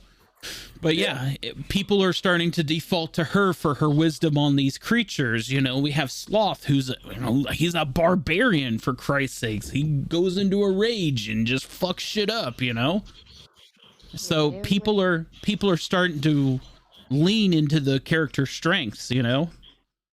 And I think tonight, with this episode, it's very apparent we lean on Eklund for those heals. And when Eklund is not top tier, the party gets concerned about whether or not they're going to be able to keep doing what they're doing, you know? Yeah. Because without a paladin, without a cleric to heal, you know? By the way, did I use all of the powder to heal him or to stop the thing, or did I only sprinkle what I needed? Do I still have some? You used all the powder. Fuck you, Eklund, and your purple I rolled a D4 to see how much you used, and it rolled a 4, so that was everything. You basically took the bag and went, I don't know. Yeah. I mean, I did say I sprinkled it on. I didn't say I slipped and dumped the whole thing. I'll let you keep the bag, and maybe there's a pinch in there, you know? Like a dip can that's like not quite empty, but it's not a full dip. You know what? Let it be a pinch of a dip, and we're good. Because I can make something out of what I found. You guys don't know what it is. Only I know. But yeah, definitely 100%. I'll let you keep a pinch. How about that? All right, I got a pinch. Maybe I'll just suck on it. Maybe it's a candy to me and a healing property to other people. Who knows? Maybe. All right. Let me show my camera off so you don't have to. I turned it on. All right, everybody. Thank you guys so much for coming and hanging out for episode 4 of Ark of the Dragon God. My name's Fat Jolly Adios, Guy. chat. Thank you, Mr. Non-Clutch, Mrs. Non-Clutch, Slow-Mo21, Joe Cool, and Lady Panda for coming and being part of my campaign and being just an awesome party. We're planning on being back next Saturday, same time, 8 a.m. start, 9 p.m. Eastern start, or 9 a.m. Central, 9 9 a.m. Eastern. Yes, 9 a.m. Eastern, 8 a.m. Central. Because that's where we're all at. Nailed it. Words. Follow us on Twitter, Fat Jolly Guy. You know, follow the social medias. Get into our Discord. We post it all there. ! Discord in the chat. Anyway, I love you. And we'll see you next time. Y'all are beautiful and you have a wonderful day. That is not the sound I was trying to play. Wait, where did my sounds go? Bye, have a great time. There we go. Yeah, that works. My sound is missing. Where'd it go? There it is. All right.